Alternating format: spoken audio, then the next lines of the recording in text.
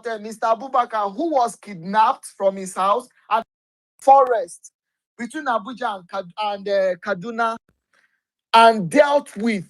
Are we talking about Senator Hunkuyi, whose house was demolished simply because he opposed the re-election of Malam Nasir El-Rufai? Are we talking about Aisha, who was a strong critic of Malam Nasir El-Rufai, and her property was demolished in Kaduna on the pretense and allegation that that very environment, that very property was housing or was hosting sex party? So these are the hypocrisies that, unfortunately, Jack has displayed, and only decide to focus on the part that favored him and favored his political narrative. And I was expecting you to look at it holistically. If you are suddenly realizing that the rights of Malam Nasir El-Rufai is being infringed upon, how about the several victims, whose only offense was criticizing Malam Nasir El-Rufai, and they just vanished and they were locked up? How about Audu Makori, the founder of Chocolate City record label, who was kidnapped in Lagos, blindfolded and driven from Lagos to Kaduna? And even the same court, has awarded him 40 million naira in damages as compensation, and condemn, that gross violation of his basic human rights by Nasir El-Rufai. Are you saying those people do not matter to you? Are you saying those people whose rights have been violated, that do not even have the option, that, they don't have the privilege of being heard the way Malam is being, heard right now? They do not have the privilege of, having professionalism applied by the various agencies and agents that handled their case.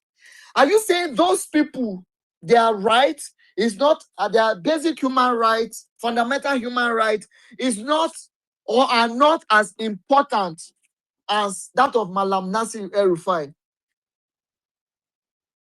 And can you also, I was expecting you to point at where the ICPC has, been unfair to Malam Nasir El-Rufai. The case has been charged to court. Malam had already been given, bail conditions, and the lawyers were about to perfect it. But the same Malam, counsel, his lawyer, criticized the judge, brought up all forms of so-called violation of his fundamental human rights that now, resulted into the judge withdrawing from the case, and now we are waiting for reassignment. So I think what I expect you to speak on is on these issues, and not to be hypocritical. I mean, there's no way you would portray yourself as the savior of democracy, as the future of the Nigerian, democracy, and representative of, the Nigerian young Democrat and politician, and you will be this bias. Are you telling me that the victims of Malam dictatorship, that we can verify, and compared to the delusionary, victim that you conjured in your head against the federal government, are you telling me that the one you conjured in your head, that it is nothing but a conspiracy theory that you cannot prove beyond social media, and the one that survivors have been speaking out? Audu Makori was on Arise TV just a day after Malam Nasir El-Rufai gave, that indicting, interview, where he confirmed himself that they have been hacking the private conversation of the NSA. And he has been telling his own side of the story. The journalists, have been coming out, the one that went, on his two feet, and then came out on crutches. As a so-called Democrat and an advocate for, good governance and basic human rights. Are you telling me, Jack, that the lives of those journalists do not matter to you? That the person you are defending now is notorious for impending on the basic human rights of everybody that dare to criticize him. And I am telling you, Jack, that if Malam Nasir El-Rufai was to be a governor, the sitting governor of Kaduna State, you dare not criticize him. You would have been his victim. You know this. I know this. Everybody knows this. There are survivors that have come out with their various testimony. So how come, Jack, that you are ignoring all of this and you are trying to make Malam look like the innocent one in all of this? Where is the right of those victims, those survivors, that they are like you? What their only offense is to dare to criticize the El-Rufai's administration, and they lost their freedom. But Basharu, Shebi, you don't spend like more than 10 minutes now saying almost the same thing. Can I respond to you very quickly? Yes, please respond. And the reason why I want to respond is because, like, I want to. Let me confirm. Let me confirm. Have you verified everything I've said? Have you googled Moferewa Alami COVID survivor experience? Basharu, I knew when you caught what's it called, COVID. So I mean, okay, I don't. Thank you so much. Okay, so you can go ahead and react. Thank you. I don't need to Google anything. So that's again. I chose personally, right, to pick the side of people I want to interact with. And this is how I work, because I don't believe that there's any perfect human, not to talk of politician, right, in Nigeria. And having led different organizations myself, I understand the complexities of leadership and what comes with it, right? There's always a lot of misunderstandings, a lot of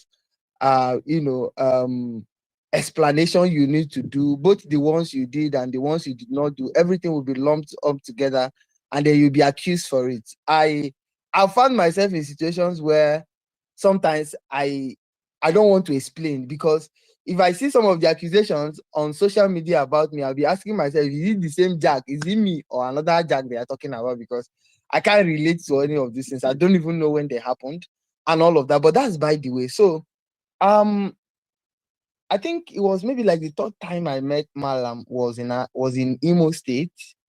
And that was when he did all of this, his Imo town hall meetings. Like, he visited a lot of places across Imo State.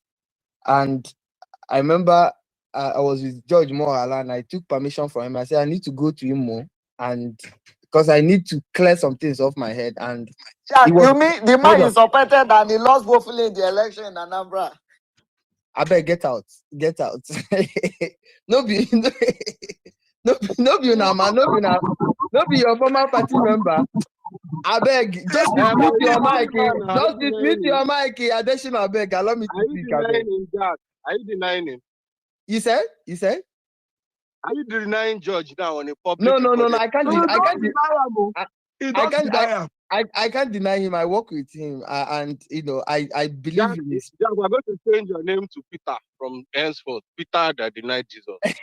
Peter. Okay, so Bashiru, speaking to what you said, I had these concerns, and it has always been my concern. But the funny thing is that you're talking about hypocrisy, and I don't know anybody that's more hypocritical than you, anyways. At least on the internet space, as far as Twitter is concerned, I can boldly say that you're the worst I have seen in terms of hypocrisy. Your own, get part two, because this same you are talking about, the people that Malam have arrested in the past, the people he did this to, the people he cut their legs and all. But you were a huge supporter of him a few months ago before he left your party. And now, all of a sudden, you now figured out, for all those 7 years you worked closely with him, you didn't figure out that part of him. When people were talking, how do our political interests no longer align? Exactly. So it's hypocrisy now. Exactly. So that's the point, right? It's about political alignment and realignment. So let's leave it at that. That's the point I want to make. Now, talking about Malam and his high-handedness, right? Across board. See, the truth of the matter is that one of the things I have learned is that if you want to get things done, sometimes you need to apply a bit of, there's that side of you that will always come out once in a while. Now, to be very honest with you, I did not pay attention to Malam Nasir El-Rufai's governance in Kaduna until I think late 2016. And the person that made me pay attention to him was Osita Chidoka. So at the time, Osita Chidoka was running for governor in Anambra. And, during debates and public forums, he would always make reference to Kaduna, what is happening in Kaduna as a reference point, as a model he wants to copy, right? And off the top of my head, who be this? Like, yes, I know in Abuja, everybody is shouting, El-Rufai, El-Rufai, El-Rufai. But, like, who be this guy that Osita Chidoka, that me personally, I consider, at least an average leader, to say, oh, I want to copy everything Nasir is doing in Kaduna, right? And paste it, especially in the area of educational reforms and infrastructure and all. So I paid extra attention and started following his governance very closely. To be very honest with you, I have always heard accusations, but the problem I have is that when people are in opposition, sometimes we don't know how to balance our views, right? So it's just one way for people, like, oh, this person must be bad because he's not in opposition, or this person must be good because he's in our side, right?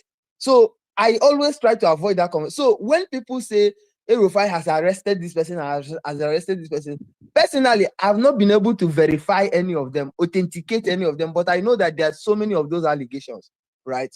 But the one that actually, dominated the conversation a lot of the time was that of Dadiyata, right? And it was more of like the main reason why I said I need to have conversation with this man around this particular topic and find out the role he played. And while in that room, in his hotel room in Owerri, I'm sure you know Hafiz. I had Hafiz, I had Muyiwa, and there's this, Yoruba man that is always following him. I have forgotten his name, but you probably will know the man if you're close to Malam, right? And we had this conversation around arrests and all, specifically on the issue of Dadiyata. And Malam said that he never even knew about Dadiyata until after the arrest, and he was making rounds. And his government was now like this person was arrested in Kaduna. What happened? And they investigated themselves. And he told me in that place, he said it was the former APC chairman that picked Dadiyata, that they had credible information as to what happened to the guy, right? That was what he said. And I said, look, you can't have the image you have in the public domain. The things people have said about this individual, linking you to it, he has talked. A lot of people, once they mention Malam Nasir El-Rufai, they link it with killings, Southern Kaduna, he has done this, he has done that, and all of that.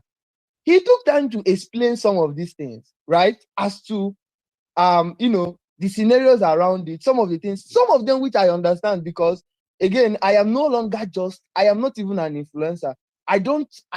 It's been a long time I stopped operating at the peripheral level. So I am deep into policy issues. So I listen to leaders. I try to understand what the challenges are, and I play my own role in trying to help them. That's what I've been doing over the past 5 years at least. So it's not about me. I don't just come to drag people on social media because I want to drag them. If I'm not interested in things working, I will just go and sleep.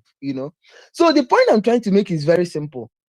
It is possible that Malam Nasir El-Rufai has arrested a lot of people in his own time, as a governor, and I can't either deny that or accept those claims. So I will leave it for him.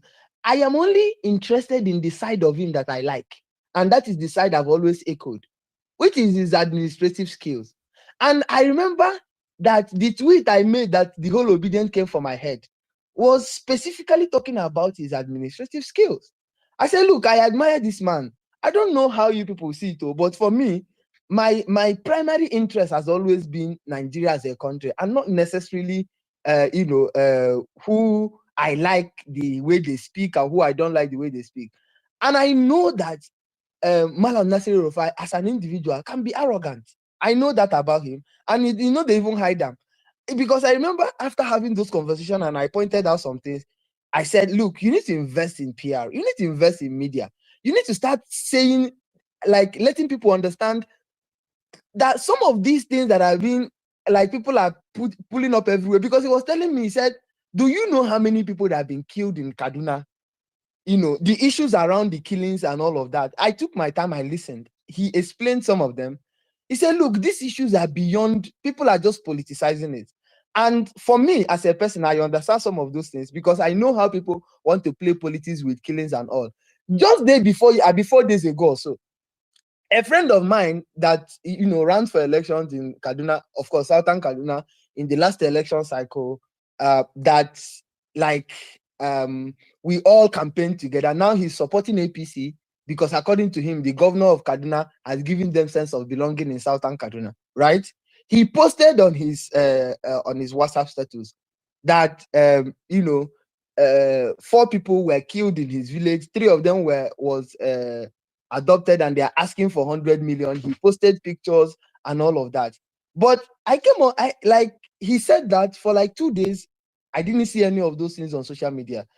It confirmed to me what a lot of people are saying, that look, the killings in Kaduna, Southern Kaduna in particular, have been suppressed simply because of media, PR.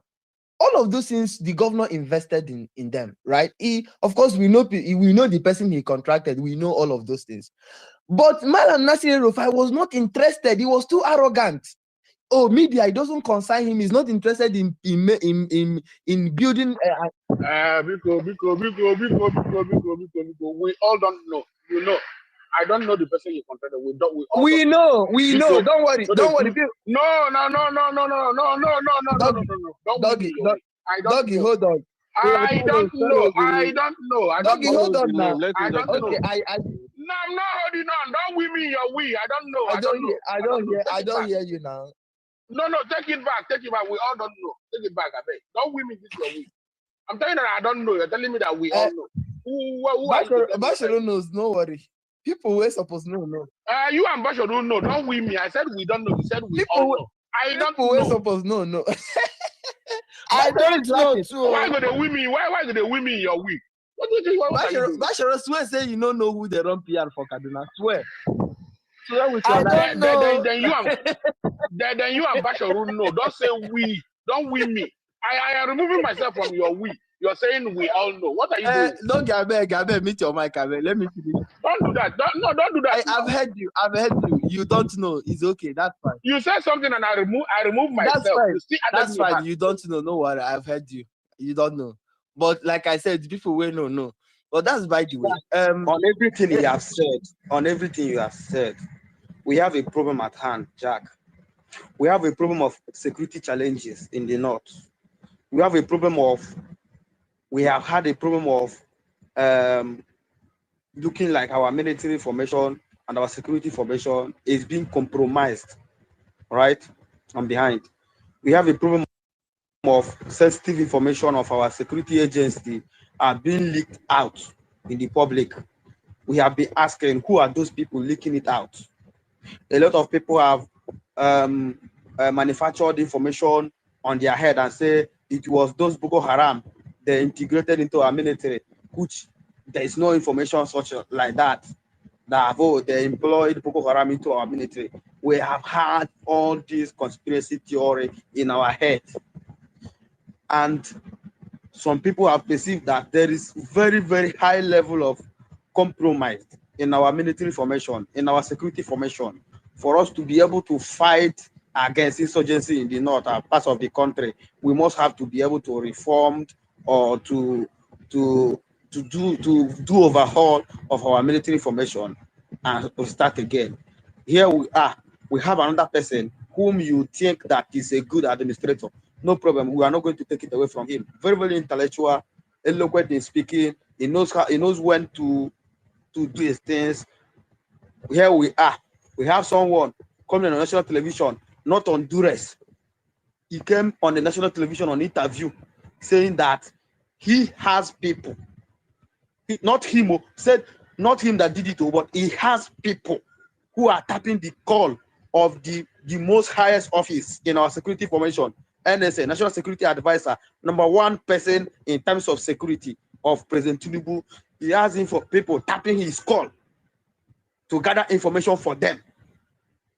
What makes you think that those people that they have to tap information for him is not tapping information to Boko Haram and bandits in the north? Here we are, we have ICPC questioning him on that. We have DSS questioning him on that, saying that you must have to come and prove to us, to investigate, to know whether this thing you said you admitted to this crime, is it actually true? Here we are, what you want to use and make excuse. I have listened to you carefully. What you want to use and make excuse for him is that, oh, he's very, very good administrator. Oh, he's this. We cannot afford to lose. Even if he committed a crime, we should leave him. He's a very good administrator. You are speaking because he knows how to do this. He knows how to do that. Can we bullshit that? Can you please tell me what kind of competence that Malam has that the North cannot produce? Are you saying that Malam is the only person the North can produce?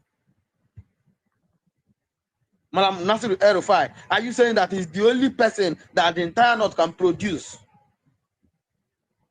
I mean, let's tell ourselves the truth. Do Nigerians want insecurity to end, or do we want our preferred candidate to be in power? Because we are talking about security. My own personal issue is that we are discussing security here. This is security. This is the highest person in our security formation. Had it been that they typed the call of Mr. Jack now, I would be here discussing about it. I would be here discussing about it.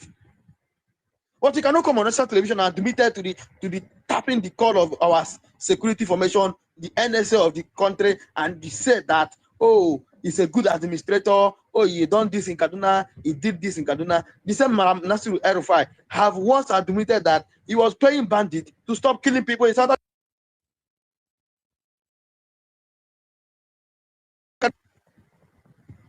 This thing, but you can go ahead.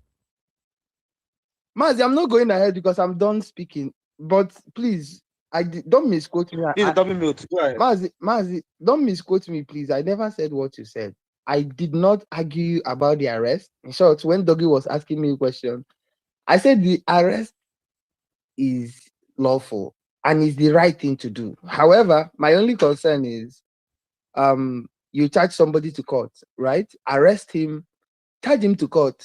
Do you understand? Allow him to defend himself. And if this guy is guilty, I said jail him. But what I will not take, or what I don't think is right, is rubbishing his legacy because you just want to pull him down. This idea of pull this person down, that we like, it's now a culture in our politics. This politics of bitterness where people can't disagree with you, and then you still give them their flowers while condemning whatever thing that they have said.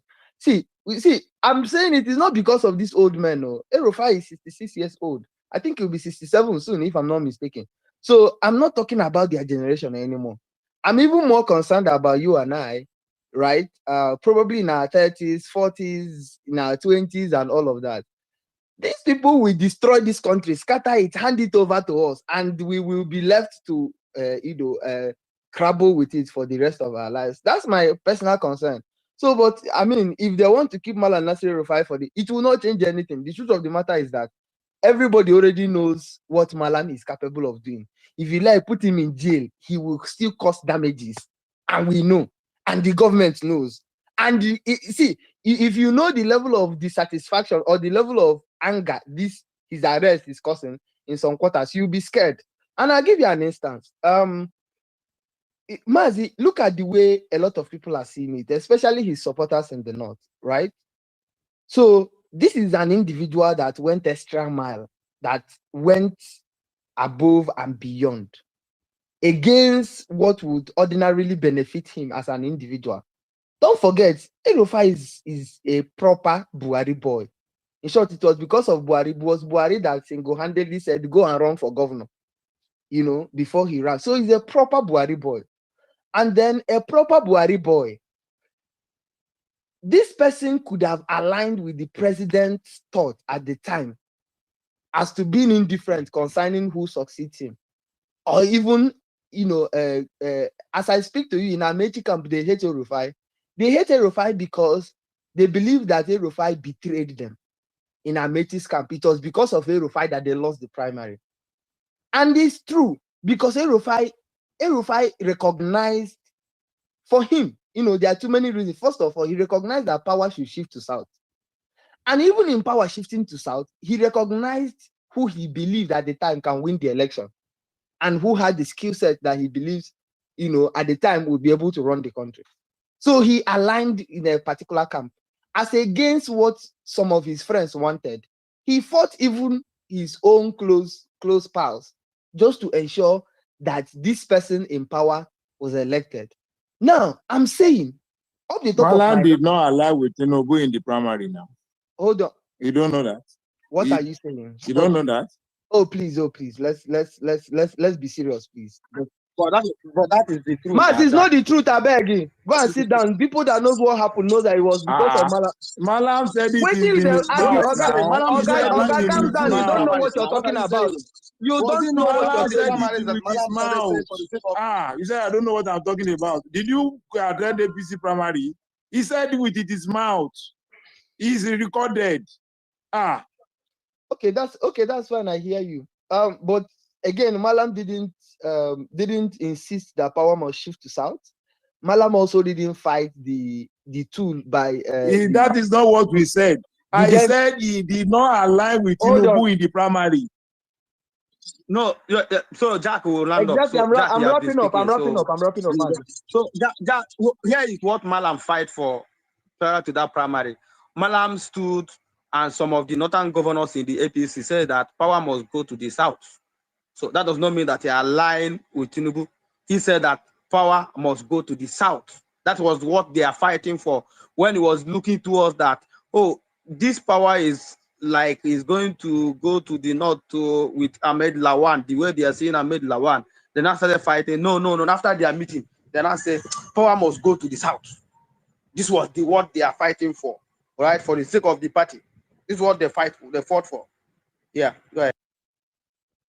Okay, so Maz, recall also taking CBN to court regarding the new notes and fighting to ensure that that policy was reversed. Again, it was against the backdrop of we know the reason why that policy came up. By the way, I didn't know that MFL was actually serious for presidency until a few months ago when I heard how.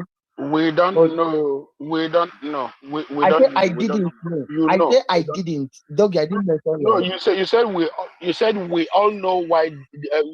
We all know the reason that policy came up.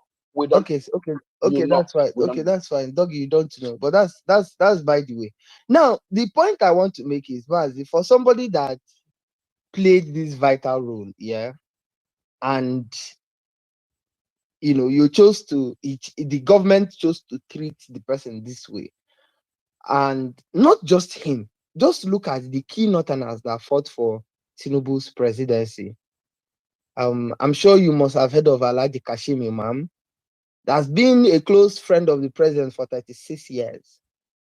That was the chairman of Alpha Beta up until last year. These individuals, all of a sudden, are pointing out to a particular thing and saying, look, you cannot treat the North this way. So I'm telling you, it's just like I'm just giving you a clue that the damages will still be done regardless. And it's not my opinion. It's a done deal. Now, wow, man, we dey punish also. Somebody just a fabricate story, and we have been forced to listen to the person. Mr. Bamidele, John, now let him finish. The more you do this, the longer I'm done. Let him finish. Thank you for having me. Thank you. I'm done.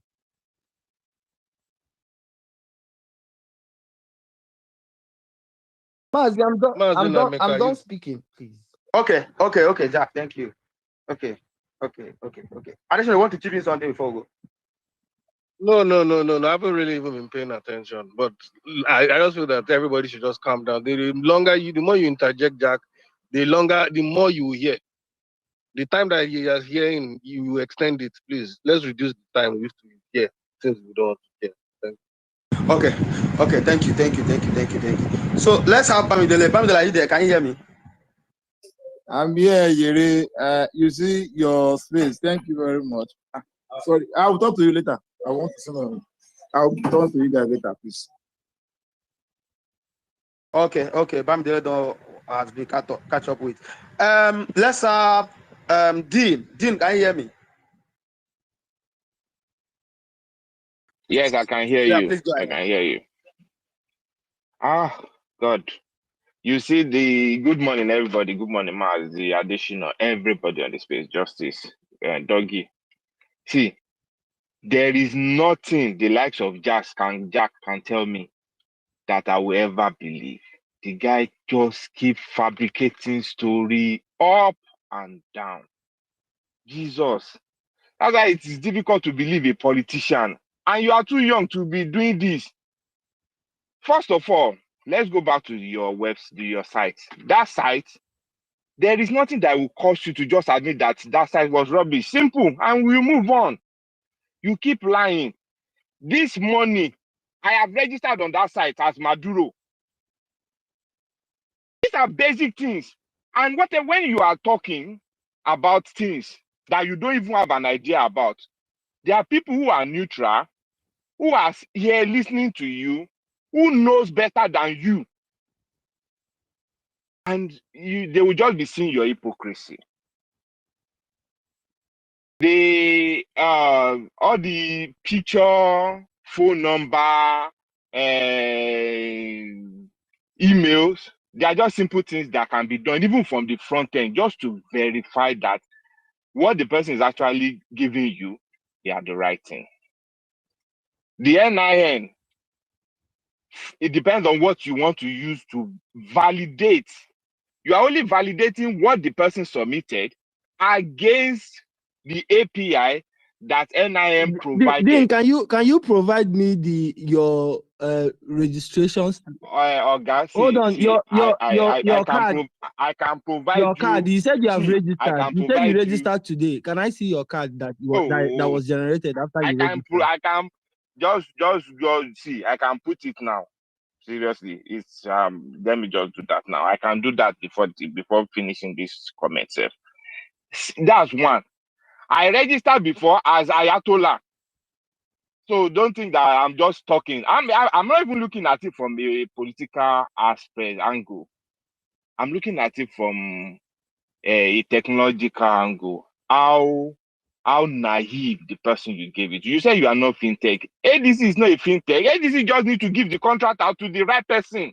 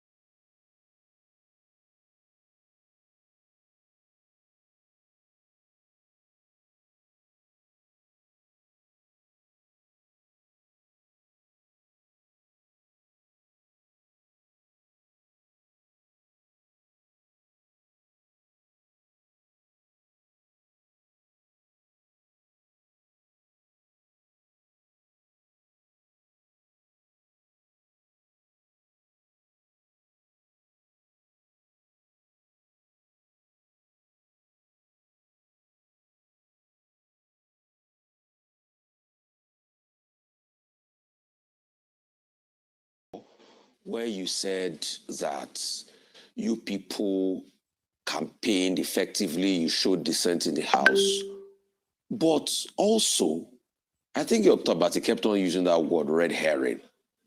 The transmission became a red herring that the things like this one, Section 84 that you're not talking about, the lawmakers didn't focus on it. And they stylishly slotted that in. While you people were busy chasing the Section 60, 84 was slotted in, but the lawmakers didn't even quickly read for interpretation, and they quickly passed.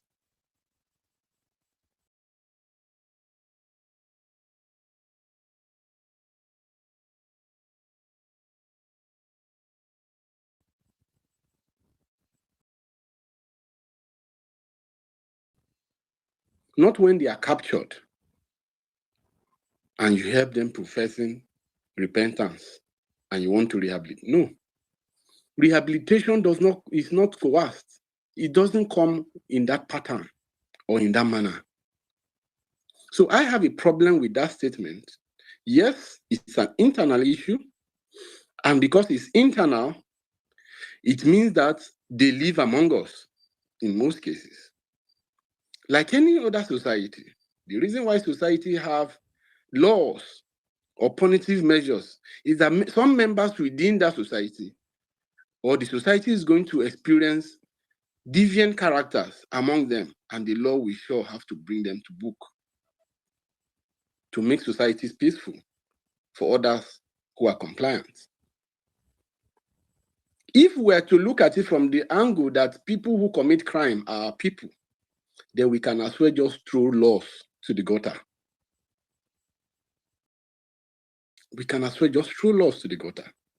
So I have problem having an NSA making such a statement, because what it imprints in my mind is that we are still in for a long ride. And make no mistake, if we are to address this issue head on, because some of their action or most of the action in the past has not just affected a particular family or persons, but across board, I mean across Nigeria. So you can't have people who have, lost lives, families that have lost loved ones, people who have lost resources to these criminal elements. Then you have somebody coming to tell you that it's our brothers and it should just be cool. No, I have a problem with that. Every criminal needs to be treated as a criminal, even if it be your own. So let's say it as it is. I don't expect such statement from a national security advisor. And when I went through it, I began to try to look at issues, maybe conspiracy theory, they will call it. I'm like, okay, maybe could this be a case of two friends who have two different beliefs? Because one don't believe in pardoning criminal, and the other feel it's our brothers. Let's treat them with kid gloves. Let's romance them and pardon them.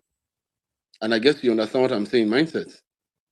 So when you look at everything going on, I think we could, one way or the other, pick a dot and make sense out of certain things. I have a problem with that statement.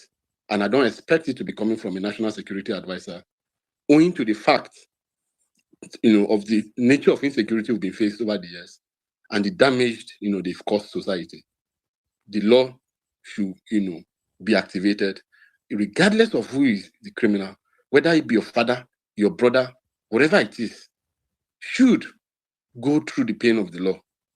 Thank you, Mindset.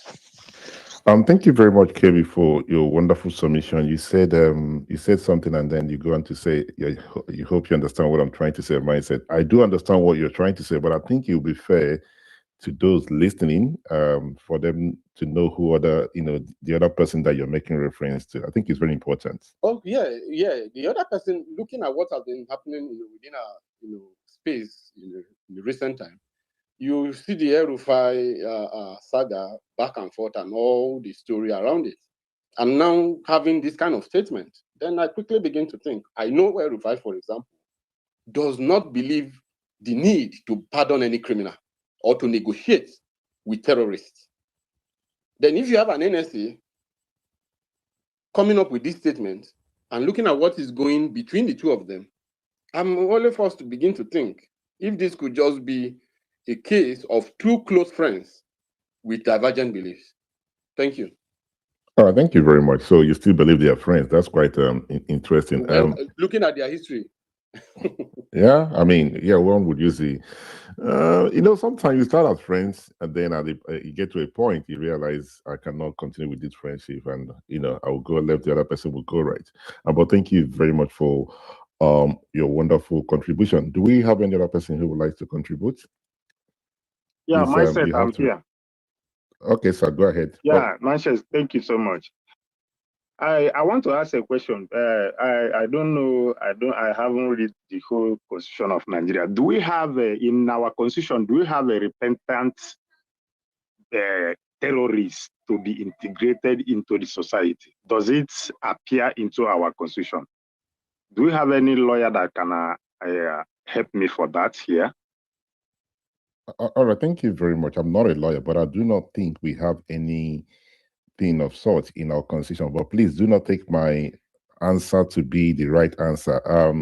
So can you please mute your mic? It's interfering. Let me see if I can bring if we can get a lawyer to help us. At least we can be able to say with certainty that this is what the position is. I can see Annette and John here. Let me see if I'm able to bring him up. If he can explain to us. Sorry, Mindset.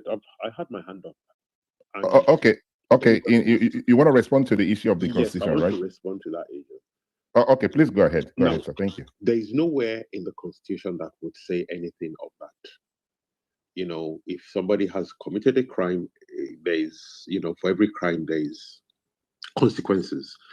This phrase or this idea about this whole brotherhood, it started when at the onset of the Civil War, when our head of state, General Yakubu Gowon, kept on using the phrase in interviews that we don't really have a war, we have a disagreement with our brothers from the southern east, led by Lieutenant Colonel Odumegwu Ojukwu, who was the governor of the eastern region, that it's an internal thing and we will sort it out that way, which subsequently led to, when the war ended, the 3 Rs.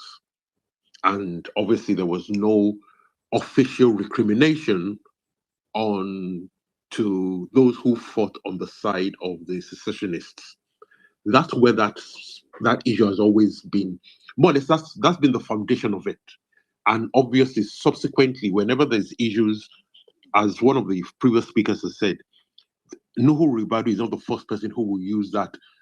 We're brothers, they're brothers and everything. But there's nothing like that anywhere in the Constitution. All right, thank you very much. PO or nothing? I think you have gotten the answer. But Yeah. Why? Okay, can I continue now? Please do hold your thought for a minute. I think there might be some other person who would like to contribute in the question that you asked. Are you satisfied with what Ola said? If not, I'll pass the mic to the next person who might give a different answer to that. Let the person go on before I contribute. All right, thank you very much. Dapel, do you want to respond to the issue of the Constitution? No. Sorry. Okay. All right, thank you. That's fine. PO or nothing, please go ahead with your submission. Okay, thank you. So why I asked that question is that Sorry, Mindset. Sorry, Pio. Sorry, Mindset. Just a minute. Not to the Constitution, but I'm aware that every government, in Nigeria, there's a power. I don't know the technical term, but what I'm basically saying is amnesty or pardon. So there's amnesty, and under that amnesty, a government can forgive if the government is persuaded to forgive an incident. I don't know if that balances with the Constitution. Okay, thank you very much. Please, let's not interrupt or interject. So let's raise our hand, and then we can have somebody's mic is on. Who might that be, please? So because PO or nothing was speaking, then we interjected, and if somebody else was to do it, I do not think everybody will have it. But thank you for your response. PO or nothing, I apologize, sir. Please go ahead with your submission, sir. Okay, why I asked that question is that, for a society to be well organized and for a country to move forward, they must follow their constitution. If you see what is happening from the day Nigeria began, you will know that our constitution look like we just throw it into the ball. We are not making use of it. If you see what is happening, how these people are killing people, and you will see some of our northern brothers coming to defend them, you will know that we are not the same. There is something that they are not telling us. And if you look at our judiciary, they are not making things to be well, because if you look at how our judiciary is designed, I haven't even seen these people the way I'm seeing other criminals being judged, being brought to book. And you will look at those criminals, they will be killed, they will kill even our generals, our gallant man in the field, and they will make a video showing everything. There's video I'm seeing that's flying around now, more than 50 people. I don't know whether it's true or AI, because so many things are happening now. And nothing is going on. And you will see some people coming to tell you that they have to come back and start living with us again. So for me, why I asked that question is that I think our problem is not having a law, but it's to implement the law. If we follow our constitution, the one we have now, I think the country will be better done. But and again, if you look at the way it's happening, you look at it's a planned game. That's what I'm saying, that it's a planned game. I don't see how terrorists will be my brother. Even though if you are my brother, the same blood, and you go there to kidnap somebody and kill somebody, you in our own village, you are disowned. You are there to die, because blood go to blood. There is nothing like coming back to society, and that is why the problem can never stop. Because as I see it, I think this is a calculating plan. Something and Nigeria can never stand with this. Look at what is happening in the Western world. US is going to Iran because of this. Israel is fighting for it. And we are accepting them to be inside us, even though they are killing our military men, killing whether children, everybody they see they kill. And somebody will tell you that let them come back and be with us. You will be shaking hands, eating food with them. I don't understand. How can the country work like this? So for me, there is nothing like repentant criminal or repentant Boko Haram or repentant terrorists. They don't have something like that. The only repentant you have is when you meet your God. If God accepts you to be repentant, that one have to do with him in the heaven, not in this earth. I believe what El-Rufai said. The only repentant criminal is the one that use his hand to repent, not the one that will come and rehabilitate and saying that let's integrate the person inside the community. Who said that? And as I'm seeing Nigeria will never work, because as I'm seeing this thing, they are inside us. Unless I'm not seeing Nigeria working again, because seeing those people making that comment, even the army general saying that is it a crime for them to come back and be with us? Why other countries are fighting for terrorists? We are bringing them inside our society. So for me, mine say thank you so much, but this country will never work, because they are living with us now. And that is what their plan is, to penetrate everywhere, to make sure that they bring us and make sure that everybody is subdued to be that Islamic, to be part of them, not even a good Muslim, because in Indonesia here, everybody is living without any problem. I used to ask myself, is this the same Muslim that are praying for? Yesterday they are just explaining to me that they have so many Muslims. I say, what? Because I don't even know that.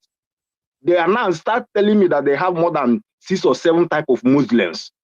I say, what?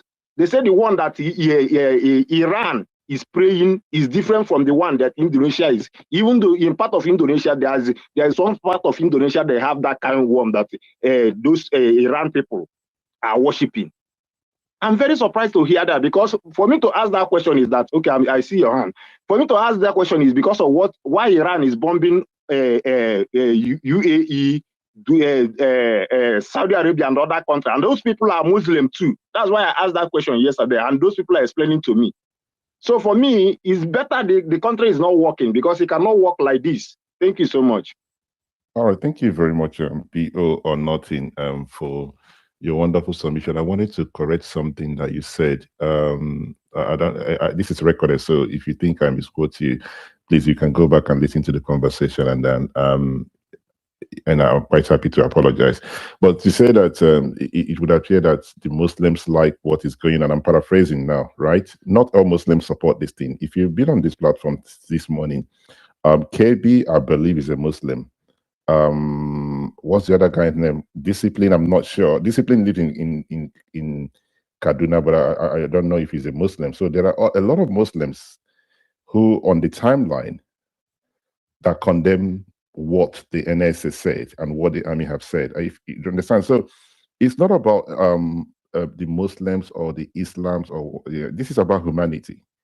Any right-thinking person, whether you believe in this God or the other God, you cannot, in good conscience, say that the best thing to do is to bring these people who go out there killing people. These guys they're heartless.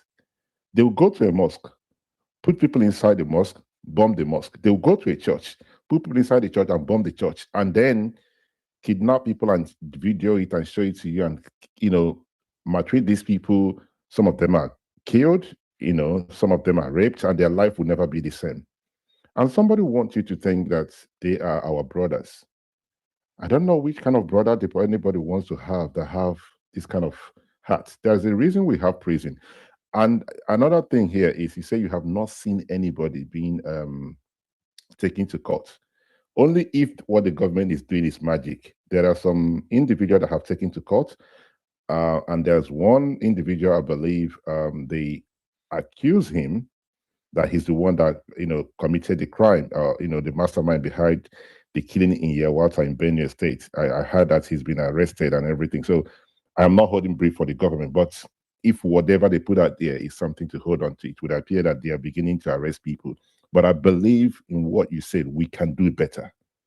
We can do better. And thank you very much, sir, for your wonderful submission. I can see you raise your hand. Okay, go ahead. Go ahead, sir. Okay, yeah. I concur with what you said, because that's why I said I asked that question, because my neighbor here is Muslim. Everybody living here around me is a Muslim. So that's why I asked them question, why is Muslim killing Muslim? They say no, they are not the same. You understand? There is difference. Because those people are here, they are very peacefully, the other day they brought something to me. I say what? They say they are doing Ramadan Day because they are fasting. This is what you understand? They are very friendly. So I wonder why it's happening like that. And again, allegedly, they said even Nigeria government is paying ransom. You understand? And for them to release, for them to even pay ransom, they have a bargain that they will release some of the people they have captured, Nigeria government. They have to release and pay ransom. So in the case of that, I know what you said. They have arrested some people and they tried them, but I don't believe them. For them to release and pay ransom, according to the report, we don't know what we are doing. Thank you so much, my son. Yeah, thank you very much. There's I'm missing my train of thought. I'm working as well. So there was this thing that the AFP put out the other day out, right? The from the media house of AFP. I'm not sure if I've seen it. So where they accuse the Nigerian government of paying for the ransom of the Catholic school girls, a student that were kidnapped in Niger State. So the Nigerian government came out to say that there's nothing of such that happened. But one thing I would like to correct is when we use the word allegedly, I think myself, Ola and some of the lawyers on the platform have corrected myself and others that even if you use the word allegedly, does not mean, right? You cannot be held liable for that. But thank you very, very much, Mr. P.O. or nothing for your wonderful submission. I thank you, sir, for coming on the platform. Ola, you raise your hand. Please go ahead, then I can go to the next speaker. Yeah, thanks, Mindset. One of the previous speakers, I'm not sure who he was was talking about at least in the constitution, there's a part you could the government have the ability to pardon. Yes, while they do, there's a board that sits and make recommendations. And whether it was, we saw it happen during the military era, and we've seen it happen a few months ago with the current admin when they released a list of people who either have served the time or their prison terms are being commuted. It has to go through a process. So pardoning, and when you pardon somebody, they would have already been tried and sentenced, or they're already doing their serving their term. So, which is quite different from the original question that the gentleman asked about. Is it again? So I just wanted to put some clarification on that point. Thanks. All right, thank you very much, Ola, for your wonderful submission. Mr. Yusuf is back. So, Mr. Yusuf, go ahead, then I'll come back to Dapel. I'll go to Dr. Croc and come to Secret. All right, thank you. Yeah, so quickly, now, for a man in his position to make such a statement, which I said earlier is not new, we have had, and let me just correct something. A lot of people have been making reference to El-Rufai, saying the only repentant bandit is a dead one. So that we disabuse our minds from that, it's just El-Rufai creating alibi for himself. El-Rufai is the first politician to trace Islamists all the way to Mali, to use our taxpayers' money to pay them, to come back to Nigeria, to sit on national TV and gloat about doing that. So he set the precedence. Formerly, people would have done that secretly, but he openly did it. He is the first politician to embolden any other Northern Muslim politician who owns up to terrorism. He's the first person. So when he starts making statements as that, he is lying. He believes he is too clever to create. So it's an alibi he wants to create for himself, which he cannot absolve himself from, at least the history of the massacres in Southern Kaduna. And I must say that the comment of Ribadu was the kind of comment that El-Rufai kept making that justified the massacre of Christians in Southern Kaduna, because while they were clearly Islamist, while they were terrorists, he leaned onto their religious and ethnic, the religious and ethnic ties he had with them, such that they are terrorists. But when you touch one of them, or when one of them runs out of luck, if they attack, they are presented to the people just as Fulani people who were just killed. When the people say no, they are terrorists, then they quickly pull in the entirety of Muslims and say it is the religion that is being labeled as such. And you could see that, especially with what happened in Kwara. It's not something to be happy about, but it's something that tells you that there is an ideology they carry and there's an expansionist mission they have, such that even the Muslims who will not key into that are first of all labeled, are first of all apostatized and brought under the umbrella of the rest of the infidels and then executed.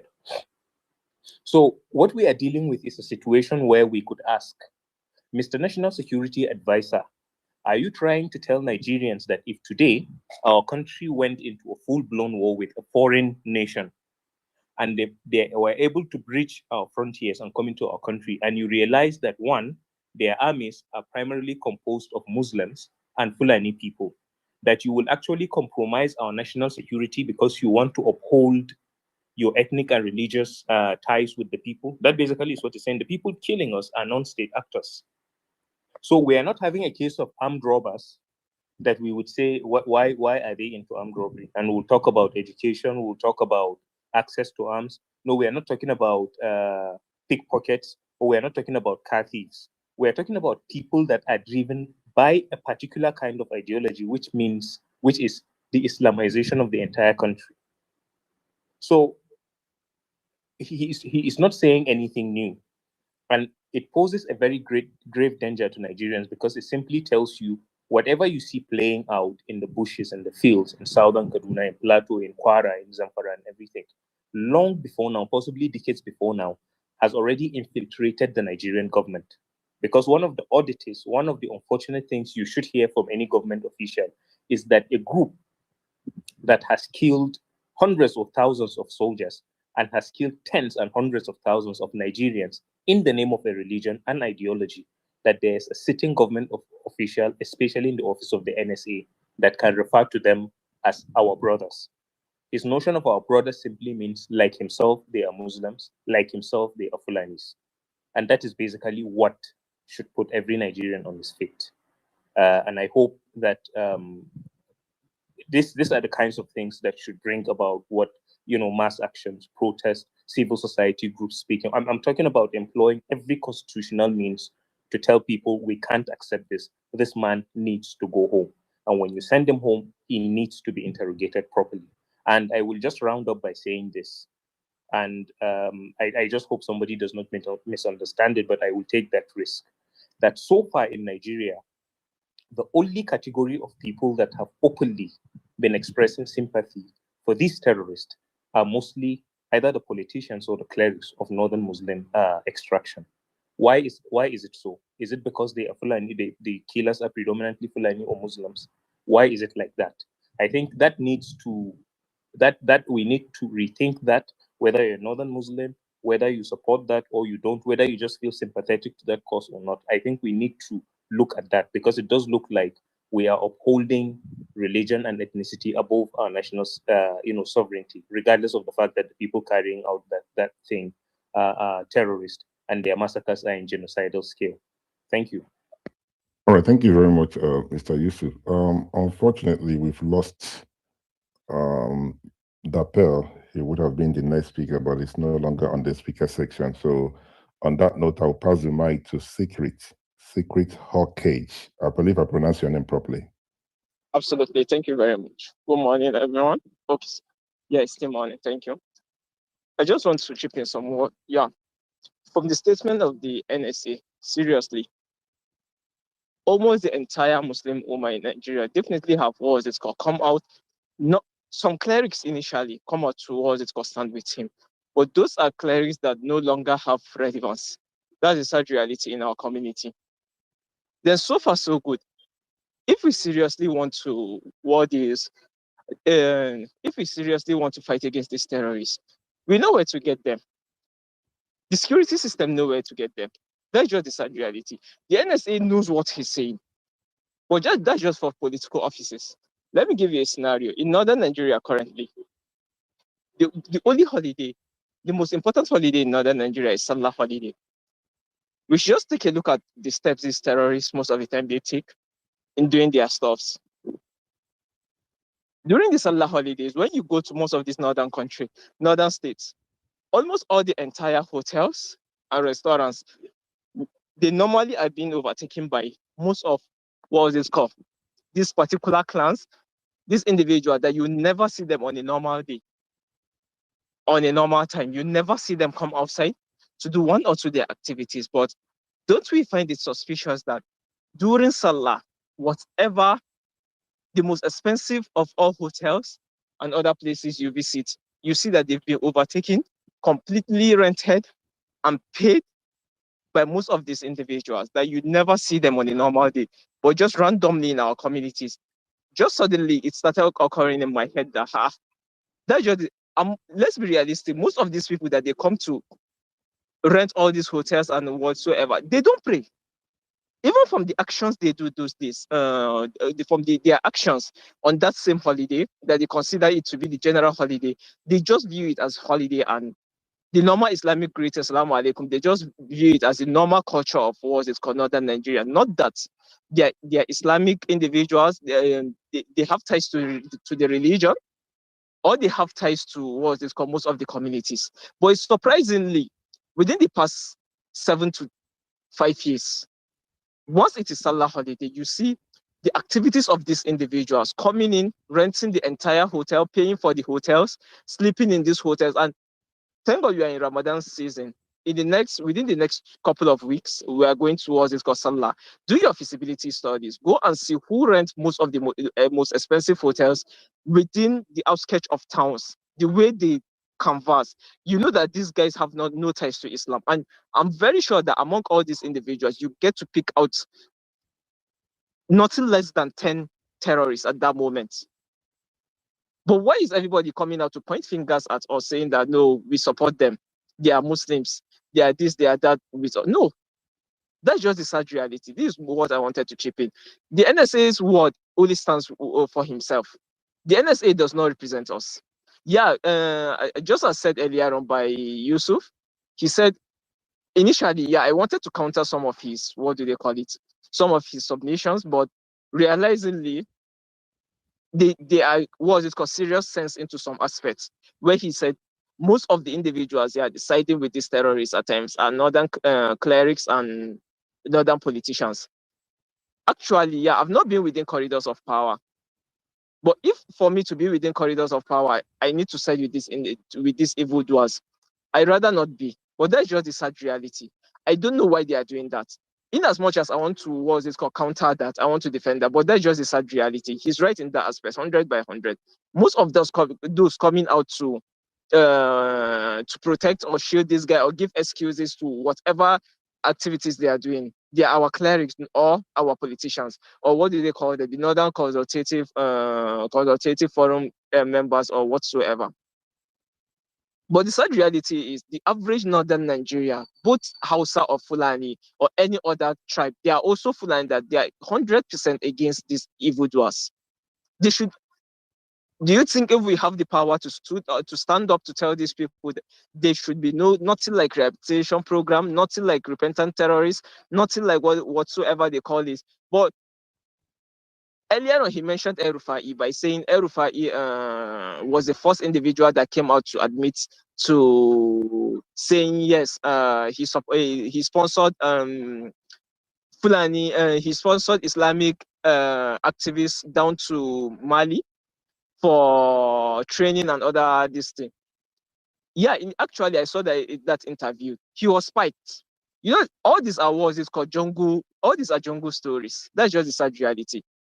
That no matter how, once you reach corridor of power, they must come at you with such foolish allegations and try to pin you down.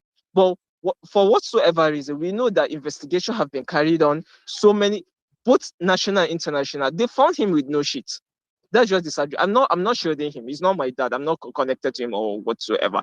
But what do they call it? I know how all this stuff sound. Let's point our fingers and stand up to fight the right channels, the wrong evildoers. We should stop coming back within our and continue saying no, that politician. He's the only person that comes out and said the only repentant terrorist is one that comes out willingly by his own self and say, look, I surrender. Yeah, I've realized what I'm doing seriously, but not the one you forced or you've killed or you've broken down their power, and they've seen that they are powerless. Then they now decide to just admit that at this current stage they are powerless. They'll just go with whatever will suit their narrative currently. Then later on, they go back into their activities. Just recently, was it not a terrorist that was caught with an AK-47? He admitted, he said, yeah, he was just released from prison. Not over a week that he was released from prison, he went to kidnap. He was caught. I think I'll get that video and post it one day on the Jumbotron. He was caught. He admitted it. He was just released from prison. He came back to do another to take part in another kidnapping incident. He started spitting out the truth because he was severely punished, and he knew that day he might not really make it out. He was pleading for his life. Please, let's just be realistic and stand for the right stuff. We should stop pointing fingers at religion or an entire individuals. We all from the northern sector of Nigeria, we've come out towards this, clearly criticize and point our finger away from this. And we are also seeking for justice because the most affected by these terrorists currently is the Muslim aspect of is the northern Muslim. That's just the sad reality. In months of Ramadan, we've been killed inside our mosques. In months of Ramadan, we've been burnt down on highways and other sectors. Apologies, secret Hawkeye. Okay. I raised my hand, so that's an indication you should round up quickly because there's others Yeah. Like sorry, I think I'm even done. Yeah, thank you. Okay, thank you very much. Please, to those that will speak next, a lot of people will complain. Mindset, you like to interject and everything. We come up with a plan. I'm just going to raise my hand. It's an indication round up quickly so we can bring other speakers, right? So you will not feel uncomfortable when one interject or interrupt your speech, right? But thank you very much. I agree with some of the things you say. Some of them I probably did not agree. And now I agree in the sense that to some of the statements you made, not all Muslims support this, right? The statement that if you go on the timeline, when people make it look like Muslims are supporting the NAs, I disagree with that. There are quite a number of them, maybe not, as many as should be, right? But there are a lot of people who say, no, this is wrong. These people are not our brothers. So I agree with you on that. But then again, we have to be very mindful and we have to be very careful. There was a video, I can't remember what year that was, on Channel TV. If I can say it, I'll put it on the other of my channel, the other of my Twitter handle, where Nasu El-Rufai was saying to the newscast, I think it was I forgot the name of the man that was the anchor that day, that money was paid, right? I can look for that video, right? So we have to balance this thing up. Did he say something of such? Absolutely, he said it. Maybe in a different, that's not how you yourself and others want to perceive it, but he said such a thing. But I believe wholeheartedly that there are a number of Muslims who condemn these killings. There's a lot of Muslims who are against these terrorists, and that's, we cannot bring everybody and say all Muslims are supporting the terrorists. Thank you very much, Secret Hawkage, for your wonderful submission. Dapel, please go ahead. All right, thanks. Sorry, I had connection problem, but I'm back now. Greetings to everyone on the platform, and thanks, Mindset, for passing the mic here. So let me just pick up from where you just stopped. I also agree with you that there are many Muslims who don't support this. Some speak against it, some are afraid to speak against it because their lives may be at risk. That's what I believe. Now, coming to the NSA, it was a snippet of a video interview. I don't know the context of his conversation. I wish I'd listened to the beginning, the whole video from the start to finish. I don't know the context, what he was trying to say. And again, when he was talking about negotiation, it brings to my memory what happened during Goodluck Jonathan. I don't know if I'm wrong, just correct me, but we had the rumors around that the Boko Haram at the time wanted to negotiate with him, and their demands that he should resign as a president and convert to their religion, and then replace Nigeria's constitution with Sharia law. That was so. How do you do those kind of negotiations? Now, the two biggest problems Nigeria is grappling with now is insecurity and the economy, and the insecurity is adding to the economic troubles. And so maybe the NSA is saying, okay, our biggest challenge, let's deal with this insecurity. And how do we deal with it? Maybe his own approach, say, okay, if meeting these people and exploring channels with some of them who, by the way, I believe that a terrorist can change, but the means with which I believe he can change is divine intervention. When God changes the heart of a man completely, he will join the fight against those people that are killing innocent lives. I believe that. But for him to be saying these things, those that are victims of these things will be more offended. There is less emphasis on the pain and the suffering of the victims, and he's channeling the conversation towards showing empathy to those who have created this chaos. And so that's really, really painful on the side that have been suffering this gross insecurity. And he's saying that, oh, if your hand is sick or this, I don't know that if your hand is wounded, you can't cut it off, it's still your hand. I don't know the context he was trying to make that, whether he's trying to say, okay, this is a domestic war, we're not fighting other nations, we're fighting within our own selves. But the motive for him saying those things, is he as a person sympathetic to this cause? Is his mouth beginning to speak the content of his own heart? That's what we don't know for sure. or is it a strategy he believes that will one day bring an end to the insecurity that is coming from that angle? That we don't know. But to me, there was no utter wisdom in saying those things that would go out to the Nigerian public.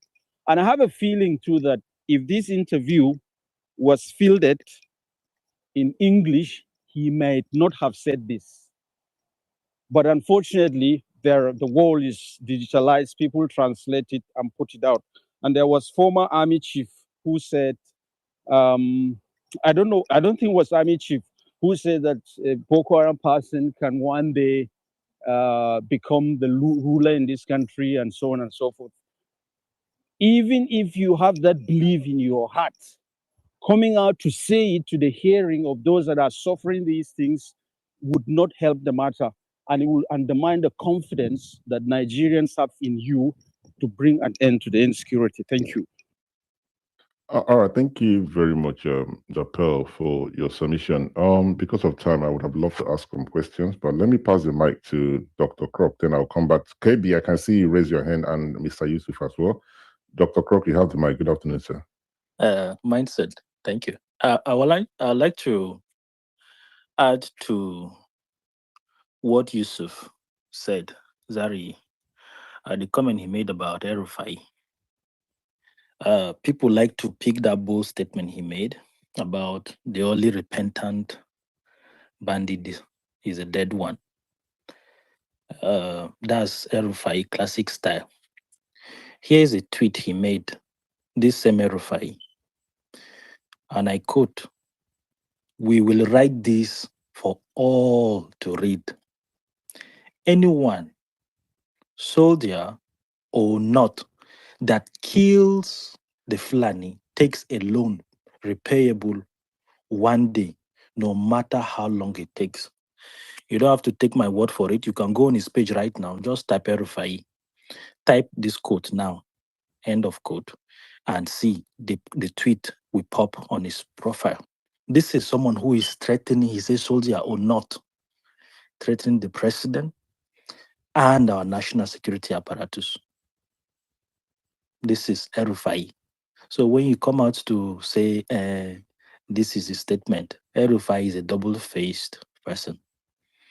There was also an allegation recently of him suspending Hajj and pilgrimage. When he first brought that policy as a liberal and someone who liked progressive project, I'm against government sponsoring religious pilgrimage, both that of Hajj and Jerusalem in 2015. I was happy. I was like, oh, this man is a very smart man, only to realize later that he only suspended that of the Christian pilgrimage, but he continued to sponsor. And this is not my word again. It is the commissioner to the Hajj that worked under El-Rufai that came out to reveal it recently.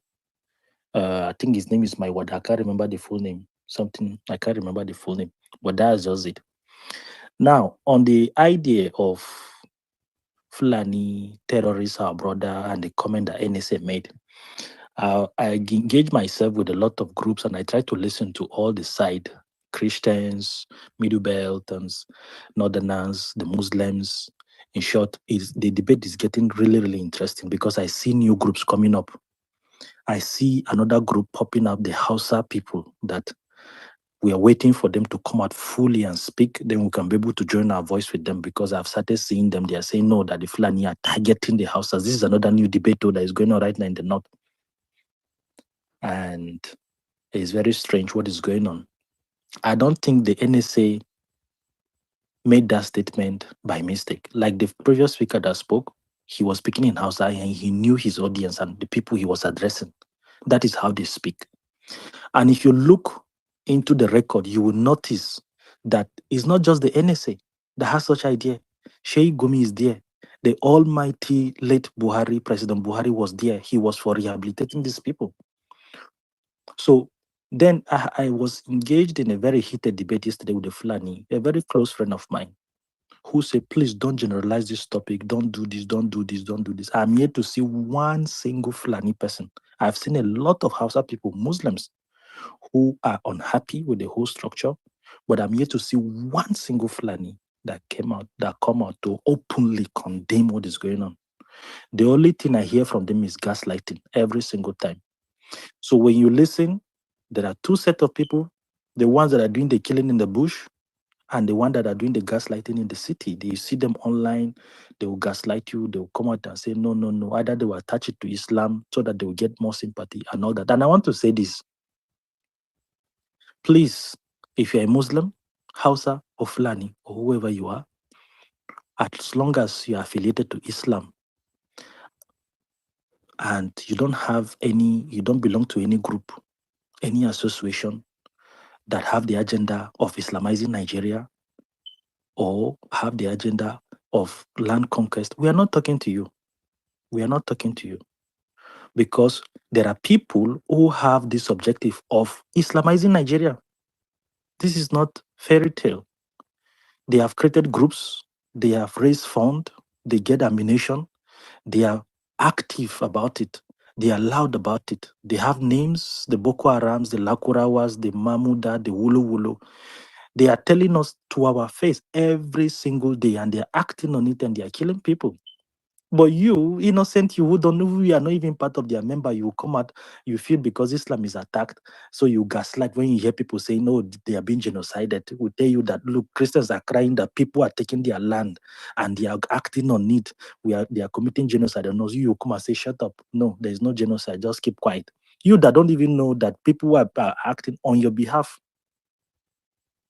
So, but you don't even know that you're indirectly contributing to the problem by the position that you have taken already. Gaslighting, coming online and tell people, don't cry about genocide. It is not true, there is no genocide. You don't even know that you are indirectly contributing to what is going on. So this is where you come in. Is either you take a position and say, no, we are not happy with what is going on, we condemn what is going on, because there are people who are actively executing these plans and under the name of Islam. They don't represent you, fine, but condemn them. And also listen to the people that are crying, because if you're not the one being affected, then you cannot speak. And then finally, I'll address this, then I'll stop here. There is a saying in Hausa, I don't know how they say it in Yoruba.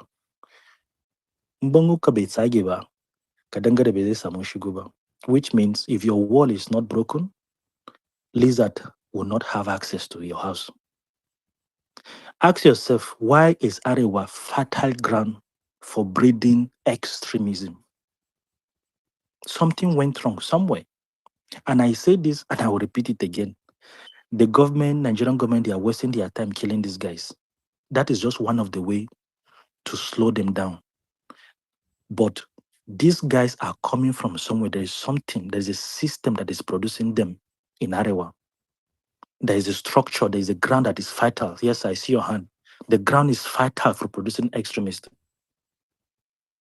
The preachers, sheikh, and the imams, yes, I see your answer, who are comfortable employing the word kafiri, arnaye, describing Christians and other people who are not Muslims, are putting ideas in their fellow Muslims' mind that, look, these people are inhuman.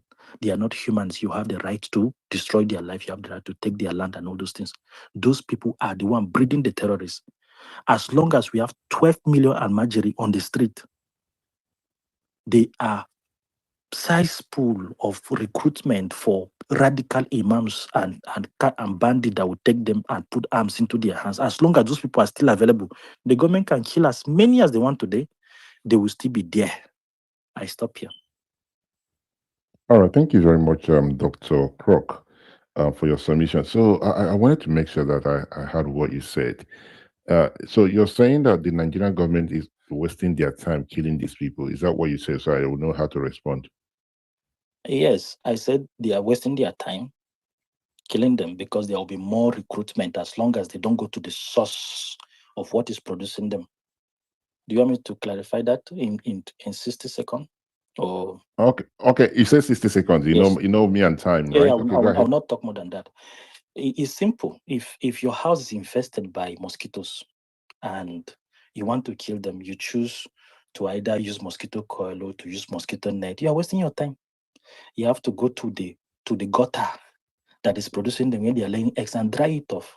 How do you do that? Extremism is being fabricated in Arewa by radical sheikhs, radical imams, and Almajiri children that are on the street. You can kill 100 today, there will be 6,000 ready for recruitment tomorrow. That is my point I'm making. Okay, thank you very much. So you used the mosquito to analyze what to make your point. But then again, you talked about the sheikhs and the religious leaders, and you mentioned the Almajiris. What do you intend for the government to do? Do you think the government should do what with the Almajiris? Since you said killing the terrorists is not the right thing, the Almajiris, in your own words, it would appear they might be recruited in the next coming days or years to become another terrorist and the sheikh. So what do you want the governments to do to this individual that you mentioned? Okay, first of all, the word Arna Kafiri must be criminalized. They must criminalize that word. Any sheikh who is very comfortable, who gets too excited to use that word, he must be charged. That is what the government can do. And the people on their own must denounce such individuals, because such vocabulary takes away the humanity of the people you are referring them to. That is Okay, one. That's one. Okay, go ahead. That is just one. Then secondly, they must regulate the number of wives and children they are having, because we see men go around married 2, 3, 4 wives. They say it's sunnah, and they can't take care of them. These children become liability to the society, to they themselves, and to the rest of the country. So that is one other ways. Then any other sheikhs that is into preaching, or aside criminalizing the word kafiri or arna, they should also get cautioned for whatever they do and whatever they say. That is the only way. And they should also stop sponsoring Hajj. The government must be part of it. And lastly, I didn't say I'm not dismissing entirely the killing of the bandit right now. I'm saying it is just one of the ways to handle this issue. But the bigger part of stopping this thing, killing them, is a short-term solution. But the long-term solution in the next 5-20 years is what I'm proposing. The complete eradication of the Almajiri system. If we don't do it, we are wasting our time. We can kill 100, 500. In short, at some point, 300,000 Boko Haram we are registered. I don't know where are they right now. They say that they radicalize them. But there will be more recruit. So this is just these are just the things that we can do. Stop the Almajiri system completely, and then introduce family planning for the women and children. Also introduce complete and mandatory schooling, especially for the females. All the children, any parent who fail to register their children in school should be arrested, and they should pay fine. That is what the government can do. A mandatory, all the Fulani people in the bush, bring them into the city, specifically Arewa, force them to go to school, because the more educated they are, the less dangerous they become. They will not easily carry arms. They are living in the bush, they are wild. That's why you see them carrying those arms. So force them to go to school, compulsory, and let them get educated. Not Almajiri school, compulsory Western education, where you learn mathematics, English, and anything that can help you uplift yourself. I stop. All right, thank you very much for your submission and your suggestion to the government. Maybe one or two persons will listen to it, and maybe they might do something about it. I'm not sure how it will work for some persons who decide to marry 4 or 5 wives. One would tell you it's their culture, but I do agree with you. There's a need for us to, get people back to schools and everything. But Boko Haram means Western education is prohibited, right? So I don't know how that will work. But thank you very much for your wonderful submission. KB, you have the mic, sir. Okay, thank you again. Mindset once more. Yeah, I just want to, add to what I said earlier, regarding El-Rufai and Ribadu in terms of his statement. And like I said, like some of us here, know or alluded that statement is not new. Many people have actually said them. But what makes this one more concerning is by virtue of the office the person who recently said that is holding, and that's why it's more concerning. And I think maybe some of us could listen to the video that an interview by Cardinal Onaika 4 days ago, where he put out an experience of a visit to the president, and when they tried to express their experiences in terms of this insecurity, you have Ribado coming up to tell the president how the success is and how everything is under calm and what have you, which for me is a protectionist, put him as a protectionist, right? So when you look at that, of course, it's not something to applaud him for, right? Because you cannot in any way dissuade people's experiences.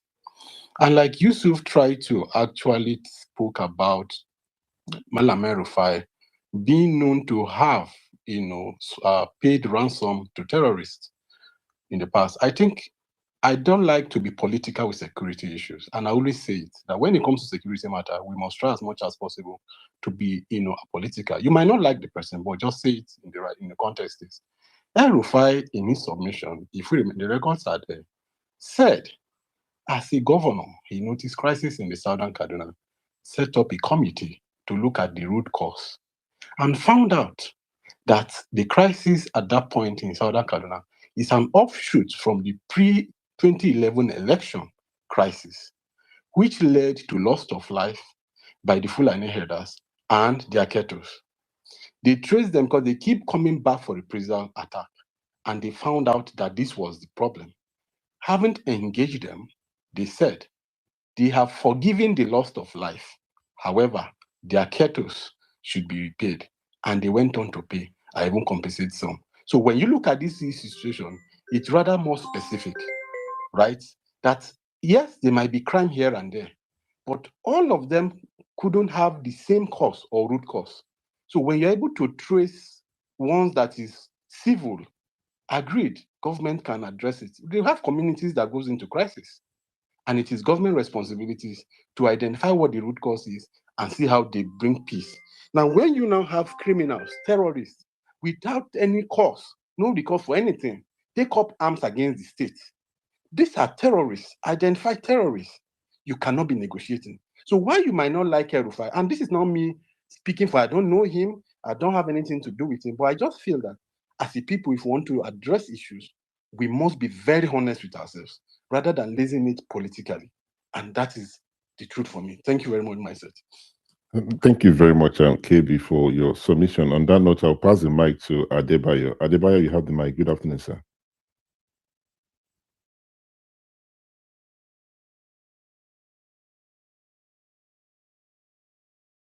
Mr. Adebayo, your hand is up. Wait, can anybody help me out? Am I still audible? Very. Yeah, you're audible. You're audible, Mike. Yeah, you're very audible. There's a report Okay. I have love to. Thank you very much. Since Adebayo is not responding, I will pass the mic to Yusuf. You said you wanted to respond. Please go ahead so I can pass the mic to the next speaker. Thank you. Yes, first of all, Secret Hawkage said something that I said, and El-Rufai said he sponsored people to Mali. I never said he sponsored people to Mali. I said he traced people to Mali to pay them. I just need to make that clear. And as for the last speaker, many people that tend to hold brief for El-Rufai will repeatedly tell you they don't know him, but they feel some things should not be politicized. I don't know what you mean by politicizing anything.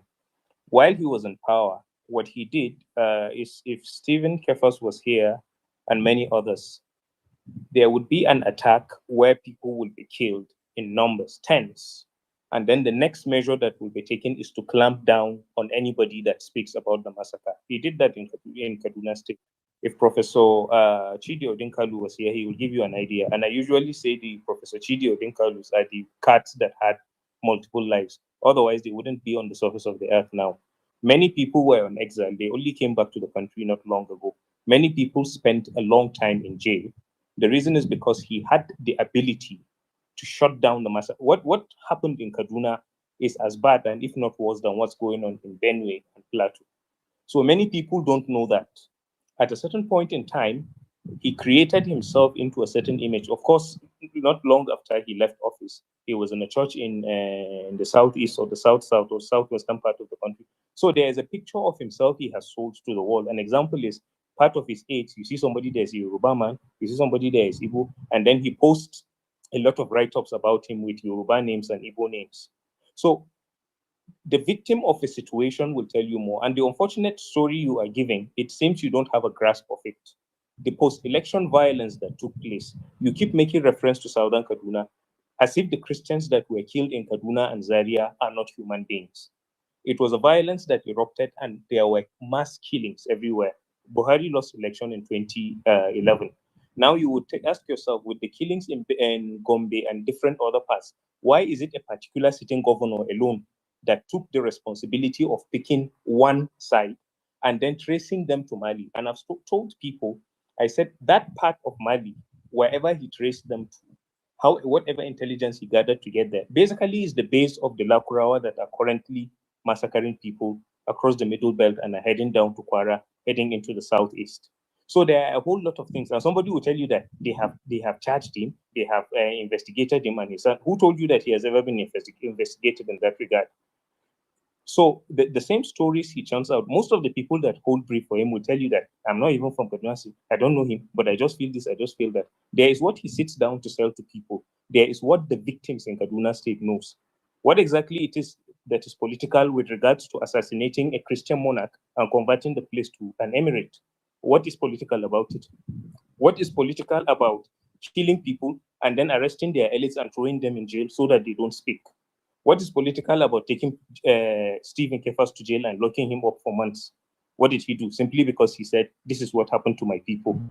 So I think the human aspect of that crime is what we are looking at. So when you want to advance your cause, there's nothing political. Whether he's a politician or a soldier or whatsoever, people were killed under his supervision and he will pay for it. Simple.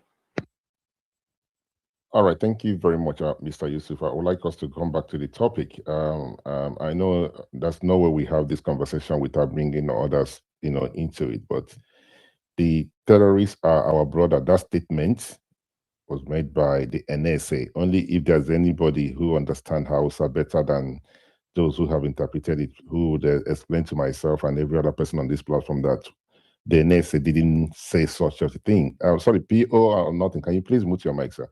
Right? If there's anybody who can help us to say, no, that's not what he meant. I want us to go back to that, because I will tell you a reason why this is very important. We are not talking about ordinary politicians. We're not talking about ordinary Nigerians.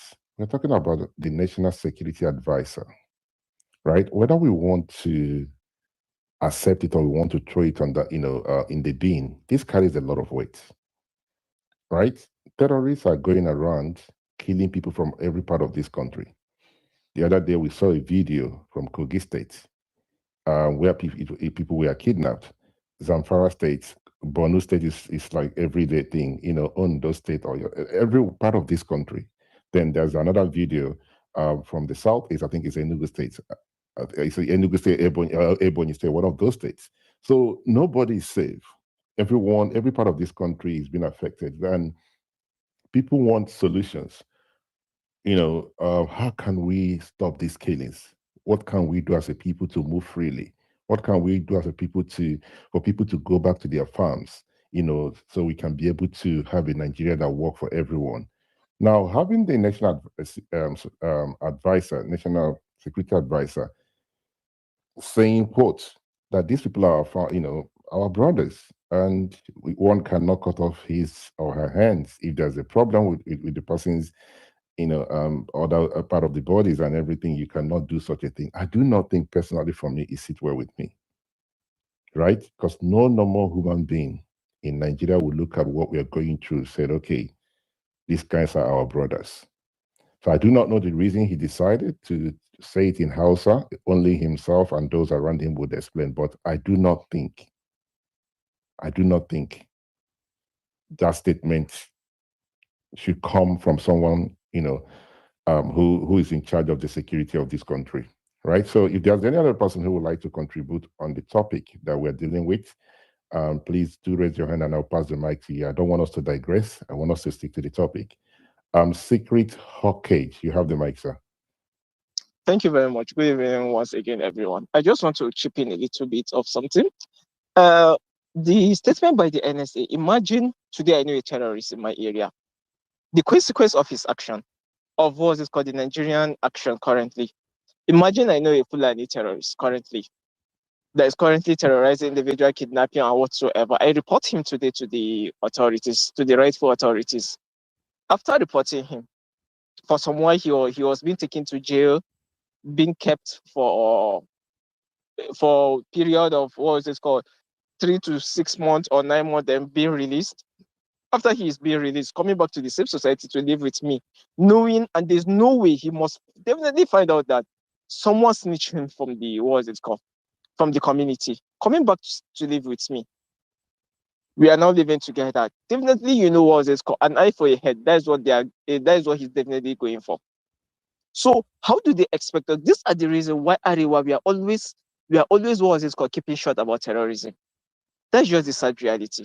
These are the major reason why we are mostly keeping short about terrorism activities. I wanted to say this earlier on, but what was it called? Sorry, I forgot so much of what I wanted to add in the conversation.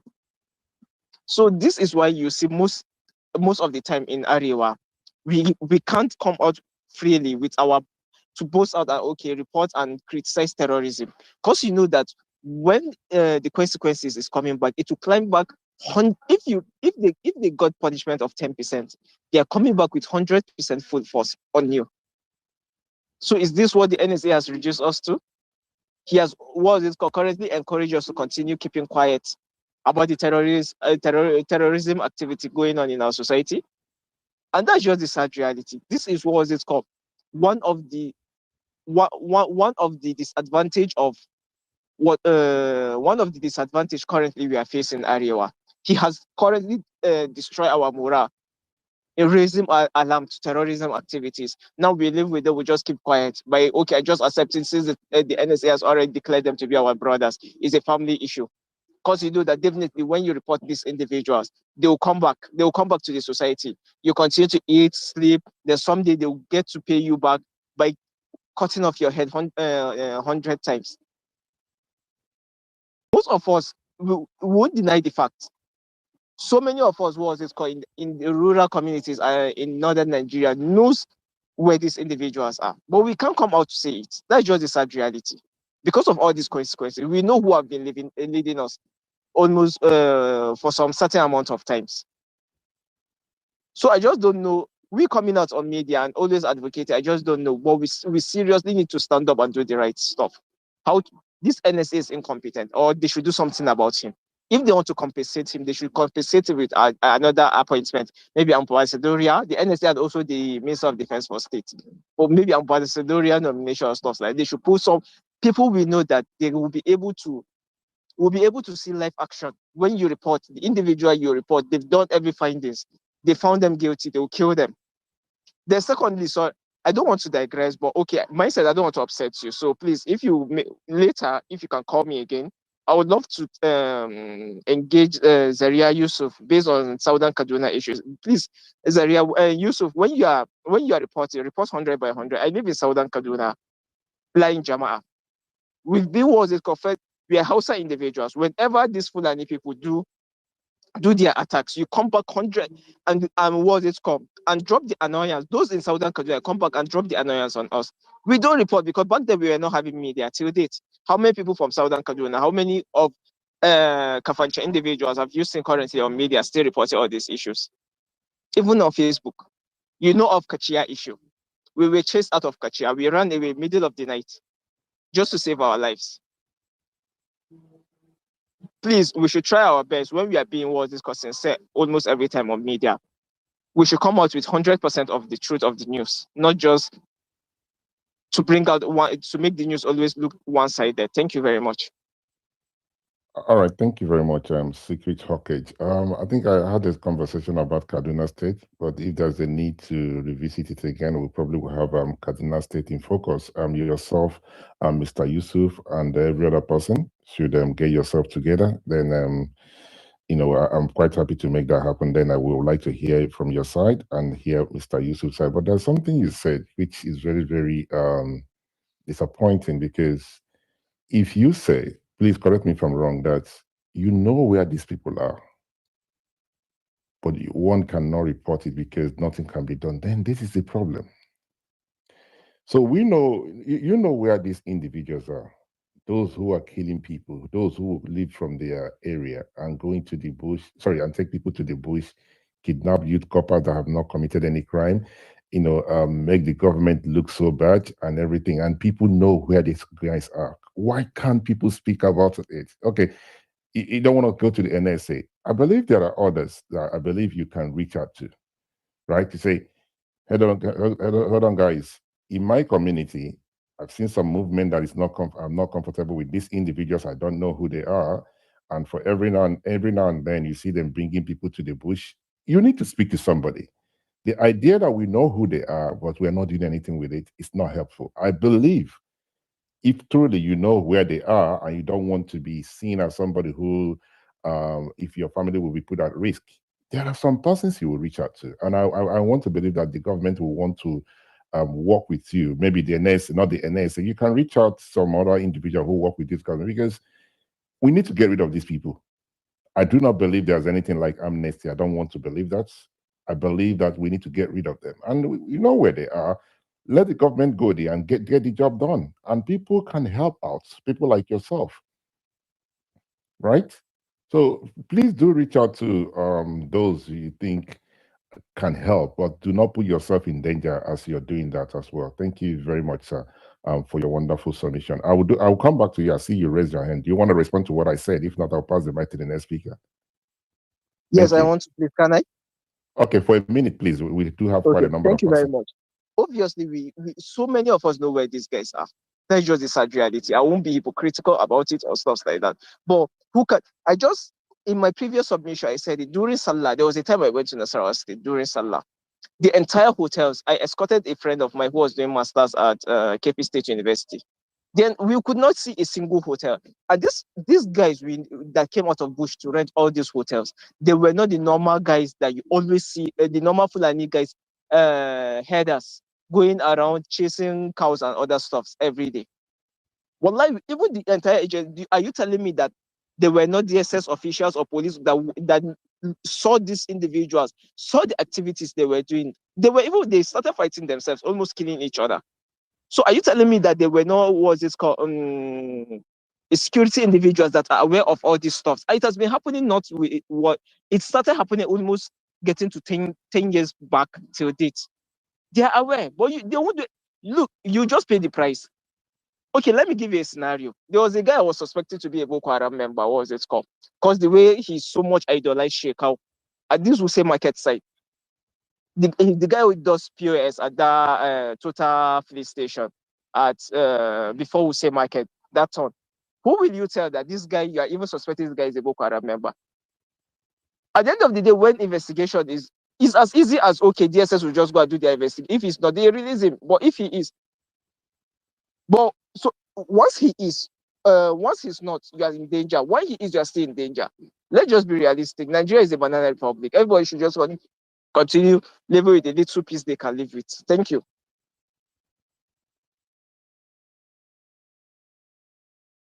Okay, thank you very much, sir. So you see, the thing is this, right? If we continue to live the way we want to live, I don't know how many of us will be remaining in this country. That means these people will continue to kill us. They will continue to do the kidnapping, right? But some of us, from what you said, know where these guys are. And my thing here is, as I said, do not put yourself in danger in as much as you're trying to help. I believe there are individuals who are very close to the government, right, that you can reach out to. I believe there are journalists that you can reach out to who would expose whatever it is that these guys are doing. I mean, you made reference to Salah time that these guys would always rent hotels and everything. If you do not believe that the NSA will do the right work, is doing the right job. I'm not a fan of Bola Ahmed Tinubu. I'm not supporting APC, and this is my position, and I like to do my work and everything. But I believe that if you have evidence, there are those who support him, who continue to support him for a reason best known to them, that you can reach out to, because this insecurity is not going to affect Bola Tinubu alone. he probably will be secured in Aso Rock. But some persons in Kaduna State, Borno State, Ebonyi State, Ondo State, we are the ones that are bearing the brunt of this whole thing. So I believe if see something, say something is going to work, right? So, but do not put yourself in danger as you're trying to help as well. That is the most important thing, please. Thank you very much, Secret Pocket, for your wonderful submission. Winnie, I think, is there a lady or a man? Winnie, good afternoon. I am a lady mindset. Good afternoon. Yeah, you're welcome. Thank you very much. You have the mic. All right, thank you. Greetings to everyone. Mindset, I think I joined your spaces not long after you started, and there was no topic, and I was looking for topic. And sadly, finally, when I get to pick up the mic, there is a topic, and I have to try to stick to the topic. So I hope I do that, or I get to do that. Terrorists are brothers. For me, terrorists are not my brothers. And the person that has made that statement, maybe terrorists are his brothers. But by virtue of the fact that somebody becomes a terrorist, whether I am related to him by blood or my ethnicity or my beliefs, I think the person then becomes an outcast and should be treated as one, like not just banished, probably prosecuted, and you're sure he's somewhere when come out he can cause harm. I wanted to address the topic because KB, you were the one that made me like pick up the mic. I wanted to talk about what Bishop Onaikon said, and I went back to look for the most recent interview and I didn't see it, but I saw the one he did in November. So I posted it on my timeline. I couldn't copy the link to put it at the comment section, and so I just reposted. So I want to say that, and this is what I've said on many spaces, even before I started in your spaces mindset. And it's because of this insecurity thing that I got talking on your spaces mindset. I think we should try and understand this problem holistically, look at it from all angles, and then try to tackle it. Because all this one that people feel it has to be black and white, it has to be like this, like that. I think that's why we're still not achieving solutions. And that is why people are benefiting from it and continue to benefit from it. And as far as I'm concerned, the NSA is benefiting from it. Because based on what the bishop said, why wouldn't you want the president to know the true picture of the security situation in the country? I think of recent, I've heard more about this man and his future ambitions politically than his work that he's doing as a security advisor. And I'm also wondering now why he is the one that, like, the president has to rely solely on security. So let me digress. I'm from Southern Kaduna. And what I know about the issue then, KB, I didn't even know. I knew that, yes, there was a problem after the 2011 elections. But for the reconciliation part, I didn't know that part. For what I know, it wasn't like an offset or what have you, or reconciliation. You know, it happened. If I said blah blah, those that were killed, they will revenge and what have you. But as at that time that he was now governor, and he had to settle some people, it was because it was like a farmer herder clash thing. That was what I understood was the problem. And that was why those with the cows said they should be compensated. And my own people, or the Southern people, said it's the lives of the farmers that were lost. So even if you compensate them, their people will come back. But let the problem be resolved. But what happened is that after you now looked at the easy way out, and then the committee, by the way, people will tell you that it's Yakoa that set up the committee and what have you, it's Governor Yakoa. So that's what they said. They say picked up from that committee or got the reports from that committee. I think led by General Luther also, and that what he did was probably advised from that committee. So, but it became a problem, or we now had a problem with him, and I also have a problem with him. I'm not his fan. When after this settlement, you chose the easy way out, and then these people, the herders, don't stop attacking the farmers. and you went to visit the farmers after an incident and they got angry, protested, told you, and you as the leader didn't remain as a leader, and you felt, oh, there's certain ethnic group or certain people are against me and I should turn my back. And that is my own, how I choose to see what happened between us and him. And but for clarity's sake, someone said here that, oh, the first person. I don't, but I know Masari did that. You know, that was not only the insecurity problem then. Katsina had their own problem. I don't know if it was Boko Haram or it was also farmer headers, others, but I remember people on local TV or news laughing at Masari and saying that you said you were an agreement and you come out to say you can't believe that these people didn't keep to their words. And they're laughing and they're like you're talking with people that kill people, that steal from people, and you're saying that they should do an agreement with you that they won't attack people again because you're giving them money and they'll stick to it. So at first, people looked for the easy way out. And this is how we have come to this point where it is now a big problem. And I feel politicians are benefiting from it, even if probably they are directly and indirectly they are benefiting from, and that we've not had a solution. And for me, who is a victim and who might still be in a victim in the near future, I just want the government and the citizens to really understand the situation and request for accountability from our leaders. So let me try and yield before my son raises his hand. I'll come later. Thank you. All right, thank you very much, Winnie, for your wonderful submission. I'm sorry to hear that you've been a victim of insecurity or terrorism. You know, when people come on platforms and they say these things, for those like myself and you know, who have not experienced it, we probably might not know what it feels like. But you know, if we are to judge what it feels like to be in such situation, one would go back and look at the videos making rounds on the timeline. And one of the videos that really break my heart is the kidnapping of the young children and everything. You know, someone would go to a church, go to a mosque, see a youth couple, and you know, they kidnap them, the way they maltreat them, the way they beat them. Then there was another video making rounds about two young ladies, you know, that have been kidnapped.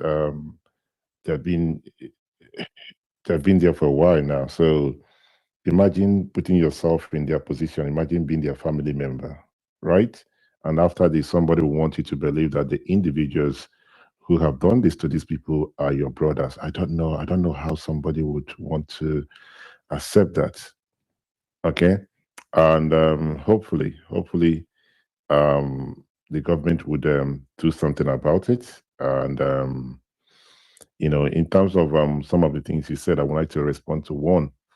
He said you don't know why the president it would appear that he's so close or is working with the NS. He's the national security advisor. So whatever anything that has to do with the security in this country, he's the one person that would, you know, tell the government, hold on a minute, there's a space is going on right now. I'm not saying he will, but I'm just telling you, right? They're discussing the issues. Okay, there's something I'm hearing here. So it is his job to tell the president. But for those who believe that he's playing politics and he wants to get involved in politics, I do not think this is the time for politics. I think this is the time for governance, because every part of this country is at war. Let me borrow the word of Victor. There was an individual that spoke earlier on. He said, we do not know, but the country is literally at war, right? So I want to thank you for your wonderful submission as we continue the conversation. Before I pass the mic to the next speaker, please, I've seen somebody commented the last time that they were trying to send me an email and they has not gone through. I've received so many emails. Even as of this morning, I've received about 3 emails. So my email address still works and everything. But if there's any problem, please request to have access to my DM, and I'm quite happy to do so. And this is where we are. This is where we'll be hosting spaces. And I hear people say, okay, we don't know that you're here. The other platform, the other handle is just going to be for tweeting. So if you want to be part of the conversation, if you don't want to miss this tweet, the space is moving forward. This is Mindset Spaces. Here is where the spaces will be happening. So if you want to follow the platform handle, you're welcome to do so. And if you don't want to, but just have it at the back of your mind that this any conversation that has to do with Nigeria, any spaces, it will be on this particular platform. So thank you very much, Winnie, once again, for your wonderful submission. On that note, I'll pass the mic to, I think it's Straw Hat, then I'll come to Ola. But if there's any need for anyone to speak before they leave, or you want to leave, please do let us know. Indicate by unmuting your mic and say, listen, I'm leaving in a minute. Can I speak? I'm quite happy to pass the mic to such person. Do you have a such person? Yeah, that's me, please, if you don't mind. All right. Okay, hold your thought for a minute then. Straw Hat, sir, please, sir. KB said he's leaving in a couple of minutes. Can we please allow him to speak, sir, if that's okay with you? Thank you. KB, please go ahead, sir. Okay, yeah, thank you so much. Straw Hat, thank you. Yeah, just a quick one. And like Mindset, when I pick up the mic earlier, and I still hold on to this belief that on security matters, we must be very careful not to be political about it. And to get, just to be clear in my position, one, some people have attempted to link the statement of the NSA, as careless as that is, which I personally largely criticize, to tribe or something. When you listen to that conversation, right, for those who hear Hausa, is that these are our brothers. Are these criminals our brothers as Nigerians?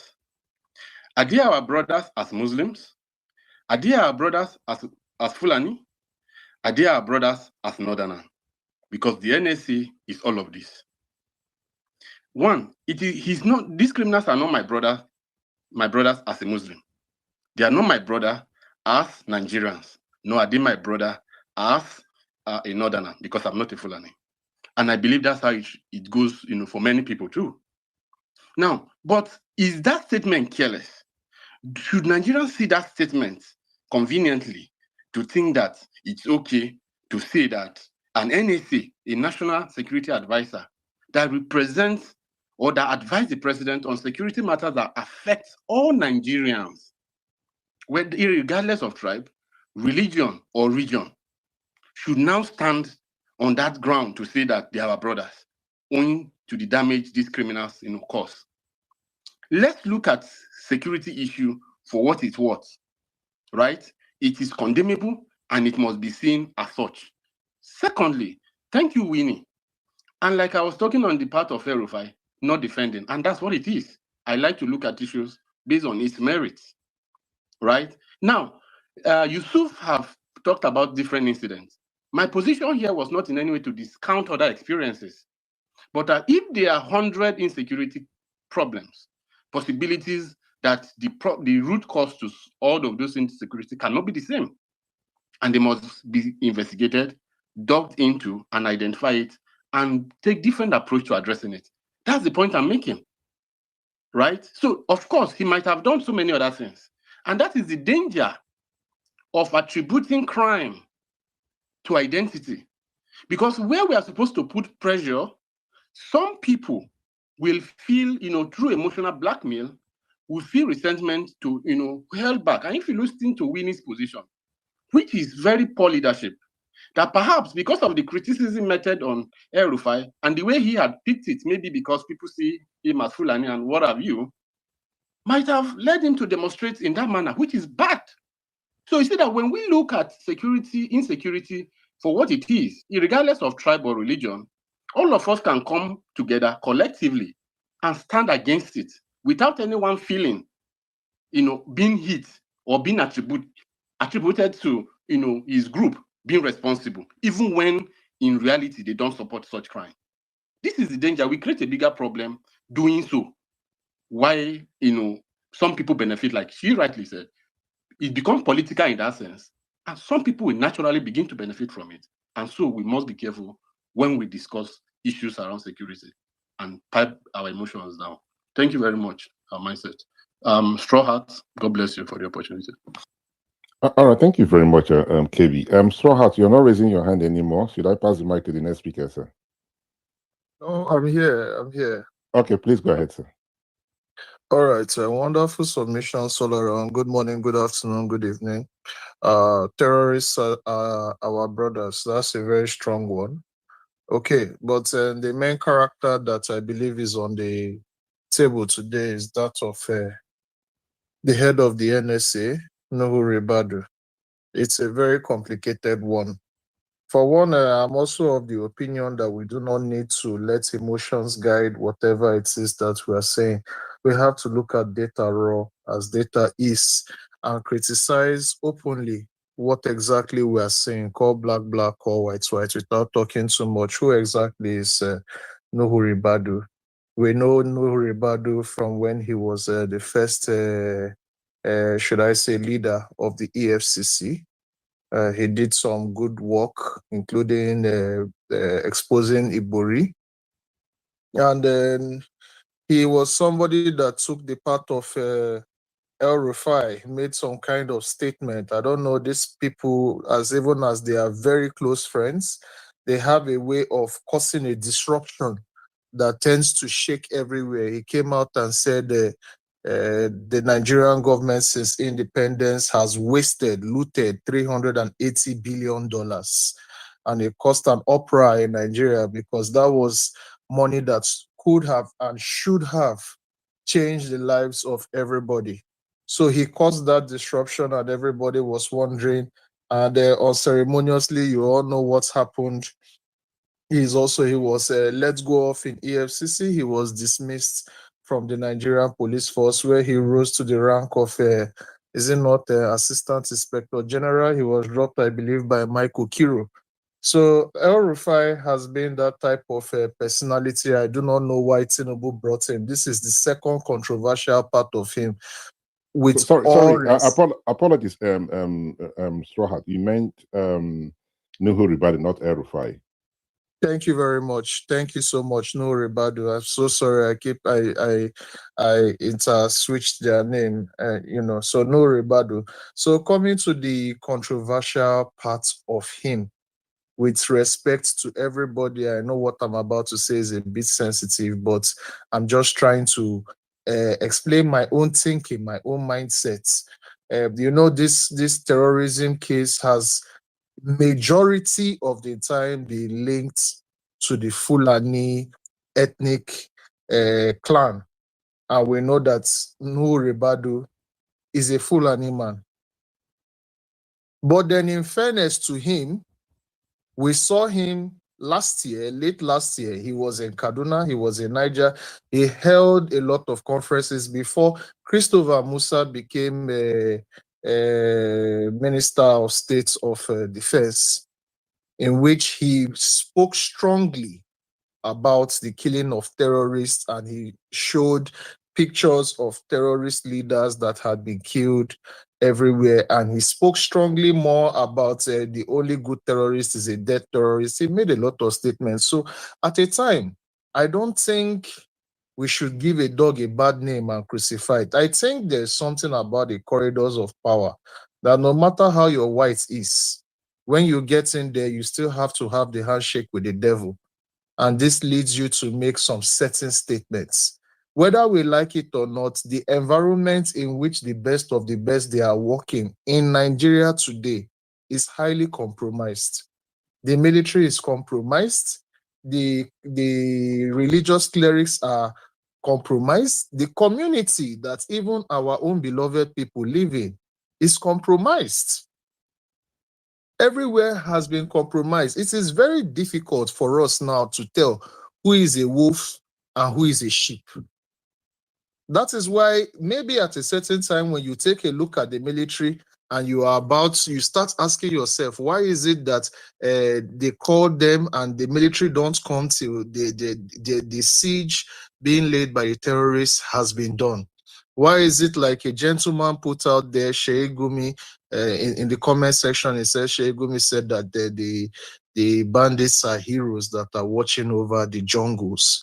So I think whether we like it or not, Nigeria is at war. And I cannot necessarily 100% advise anybody to print this on No Ribadu, because at least I still watched some of that interview, which I'm able to provide proof for everybody, in which he spoke up strongly that all terrorists should be killed. This was just late last year. He said it in Kaduna. For our Kaduna brothers and sisters that are here, they can fact check me. He also had that commentary in Niger. So he went around, he was campaigning, he was being very, very forceful about it, and he puts the pictures out there for everyone to see that the leaders of all these people have been killed. What I think we are saying right now is that we like it or not, we are gradually moving to a religious global war. But that's a topic for another day. I know how mindset does not like us to change the topic. At this point, I yield the mic. Thank you very much. Thank you very much, Straw Hat, for your wonderful submission. Ola, please go ahead and I'll go to Mr. White. Thank you, Mindset. You see, when we talk about, because a few people on today on this space have given their personal heartbreaking experiences regarding the insecurity, and from people who've been kidnapped, or what a gentleman said he's been kidnapped 3 times and everything. Now, I remember, Mindset, you held a space a few days ago or sometime last week about how Nigeria was nostalgic Nigeria, how Nigeria was in the past. And I want to say that insecurity currently affects all of us in one shape or the other. From the inability to move from one part of the country to the other, to having to think twice before you do stuff, and to have, for instance, when Ribadu made this statement, and when you make a statement in Hausa, is it that he was trying to more or less align with his tribal base? But look at it on the other part. When that speech is interpreted, now he's the same person that is meeting with the Americans to try and, this notion about, or this Christian genocide matter. So it's like he's behaving like Janus, the Roman god of 2 faces. On one hand, you're appealing to the Americans that this is how we're going to deal with this kinetically and otherwise. And then let me say this in Hausa so that when it's transmitted to my fellow Northerners, they won't see me as an adversary. They will see me as a brother. And this idea of trying to be all things to all men is dangerous. Thank you, Mindset. Thank you very much, Ola, for your wonderful submission. Just to bring to your attention and the attention of the House, quite a number of persons have shown interest in the spaces that we hosted last time about our experiences when we were growing up in Nigeria, and we termed it There Was a Country. I received quite a number of emails and DMs, and so hopefully in April, we would come back with that particular topic, and hopefully other people will come up to share their experiences, and we would like to have that spaces again. Thank you very much, sir. Mr. White, you have the mic. Good afternoon, sir. Good afternoon, Mr. Mighty. How are you? I've been on your spaces, but I've not been giving my submission. I've been very quiet because I've been listening a lot. You're welcome, sir. Thank you. Thank you. The truth, I want to say some things, and it might not be palatable to a lot of people here. When Nuru said they are our brothers, because me, if you are a northerner, whether you are northeast, northwest, you are a Muslim, you are Fulani, you are Hausa, you share a lot with those people more than myself or any other southerner here. So it is within his right to come out and say they are their brothers. And nobody can come and gaslight me and tell me that brothers don't commit crime against each other. The first crime that was ever recorded, allegedly in the Bible, because not everybody believes in the Bible, was between Cain and Abel, 2 brothers.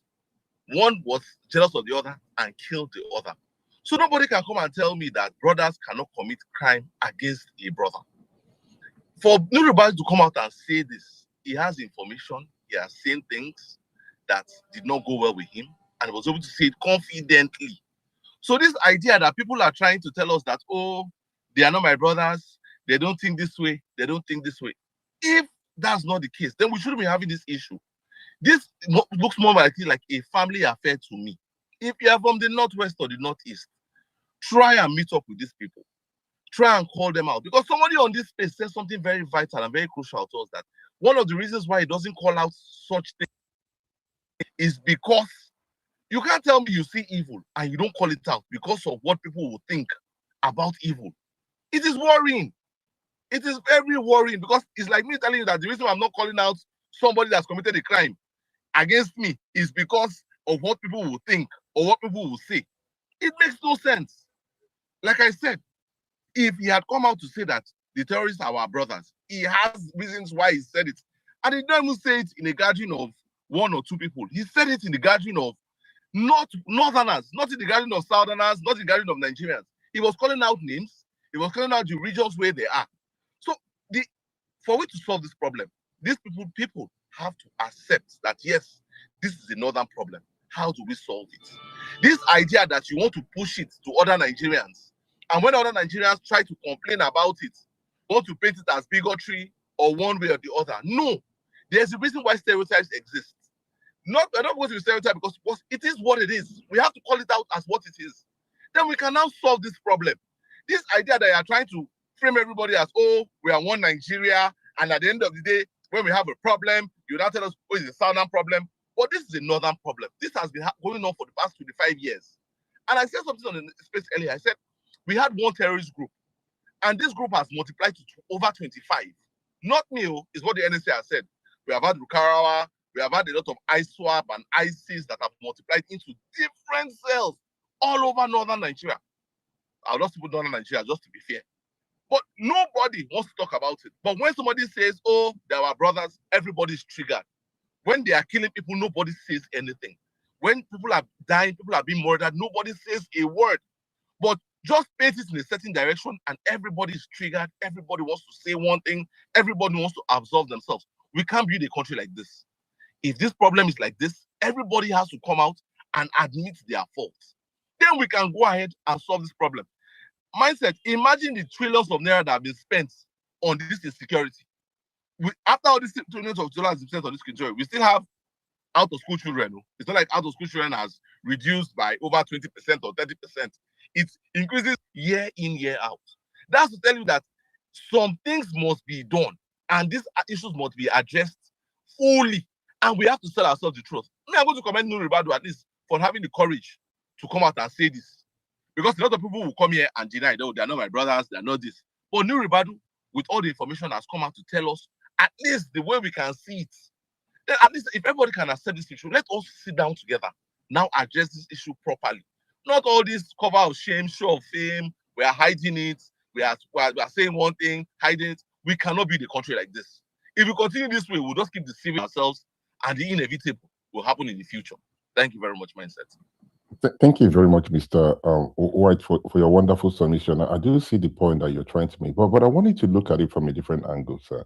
Now, he said they are our brothers, and he continued with the, sorry, he continued by saying that if one of your hand, if your hand is not good or something akin to that, are you going to cut it off? So this is where I have a problem with it, right? So saying that they are his brothers, obviously, like you pointed out, he's saying that this is a northern problem, right? But then again, when he said that if your hand is, sorry, I don't want to misquote him, but something. Let me paraphrase. So if your hand is not, if you have an injury in your hand, are you going to cut it off? That's where the problem is. So it would then appear to myself and some other person that he's saying, okay, they are our brothers. If they have committed this crime, are we going to throw them away? That's my problem here. Right? I know that you commend him for speaking out. So permit me, sir. Permit me. If you want to respond, do raise your hand. So I think that's where a lot of people are not comfortable with. Only if there's other things that he said that we are not, we do not know, and that you're quite happy to share with us. I'm happy for you to respond. Go ahead, sir. For me, I don't. Maybe he was being technical in that approach, because I will just give an example. If you have diabetes, as they call it, they will tell you to cut off your leg if it's going to kill you. So the idea that you cannot cut off the leg probably is saying that we as a people can take a kinetic, I would say kinetic or non-kinetic approach, that probably religious leader there can actually try. I'm not speaking for him. I'm just saying based on technicalities. That probably is saying maybe religious leaders can speak to their wards, parents can speak to their wards before they go and join such extreme gangs or such extreme groups. Probably that's what he's saying. Probably for the youngins. But for me, like he has even said it before, that the only terrorist that is the best terrorist is a dead terrorist. So I don't believe that we should be negotiating. We should be talking terrorists. I think all terrorists should die. That is how it is. There is no middle ground when it comes to terrorism, in my opinion. There's no middle ground. But if that's his own opinion, I can't hold it against him. He has said his own opinion. The only place where I agree with him, I will agree with him. Where I disagree with him is this at this junction. I disagree with him. I don't think we should be forgiving terrorists. I don't think we should be rehabilitating terrorists. Is that we're locking them up, building more prisons, locking them up in jail, or killing them? Those are the two options we have. If you don't like that option, then I am really worried. But those are the two options I think we should go about as a country. Thank you. Thank you very much, Mr. White. Ola, please go ahead, sir. Hi, Mindset. Now, on that, just to further add some context to what you, both yourself and the last speaker just said. In medicine, they will tell you if a part of a body is gangrenous, or just like that person did mention, diabetes, so you've got a diabetic patient, they would suggest amputation. We've also seen it in breast cancer, where they will say, look, we need to remove this part to save the life of the patient. So that is statement about like, yeah, if your hand is off, should you cut it off? Obviously, he is, I don't want to say he's talking out of his ass, but obviously you could make a statement to counter that. And then on the other hand, there was an incident that happened in England a few weeks ago where Lord Manderson got arrested because of he was caught sending government sensitive information to Jeffrey Epstein. And it was later revealed that it was the Speaker of the House of Parliament, Lindsay Hoyle, that got a tip-off, or he said he heard that he was going to escape the country, that Lord Manderson was going to escape the country, and he went to the police to report Lord Manderson. So you could imagine the current Speaker of the House going to the police to say, look, there is a possibility of, I heard, I don't know whether it's true or not, but I heard somebody is going to flee the country, and the police running correct. So this idea that these people are brothers and you shouldn't report them or do stuff. Nuru Ribadu is doing himself a disservice and a disservice to the rest of Nigerians. And like I said, I feel like he's trying to be clever by half by appealing to people who calls his brothers. Oh, don't worry, especially with the Americans coming in, having planes and providing support against the insurgencies, and in his head is like, oh, if I'm still, because obviously there are rumors that he wants to run for president in 2031. He doesn't want things to have a blowback, so he's like, okay, let me try and color this message to let people know, like, look, we are brothers, we can't kill them. But he has to remember that he has a responsibility to the masses or the people of Nigeria. He is not an NSA of the northern Nigeria. He's an NSA for the whole of the country. And if the whole of the country is bleeding, that should be his focus. Thank you. Thank you very much, Ola, for your submission. Victor, please go ahead. Then I'll go to Straw Hat. Thank you very much, Mr. Mindset. Good afternoon. I want to just reiterate a few things that I said earlier in the morning.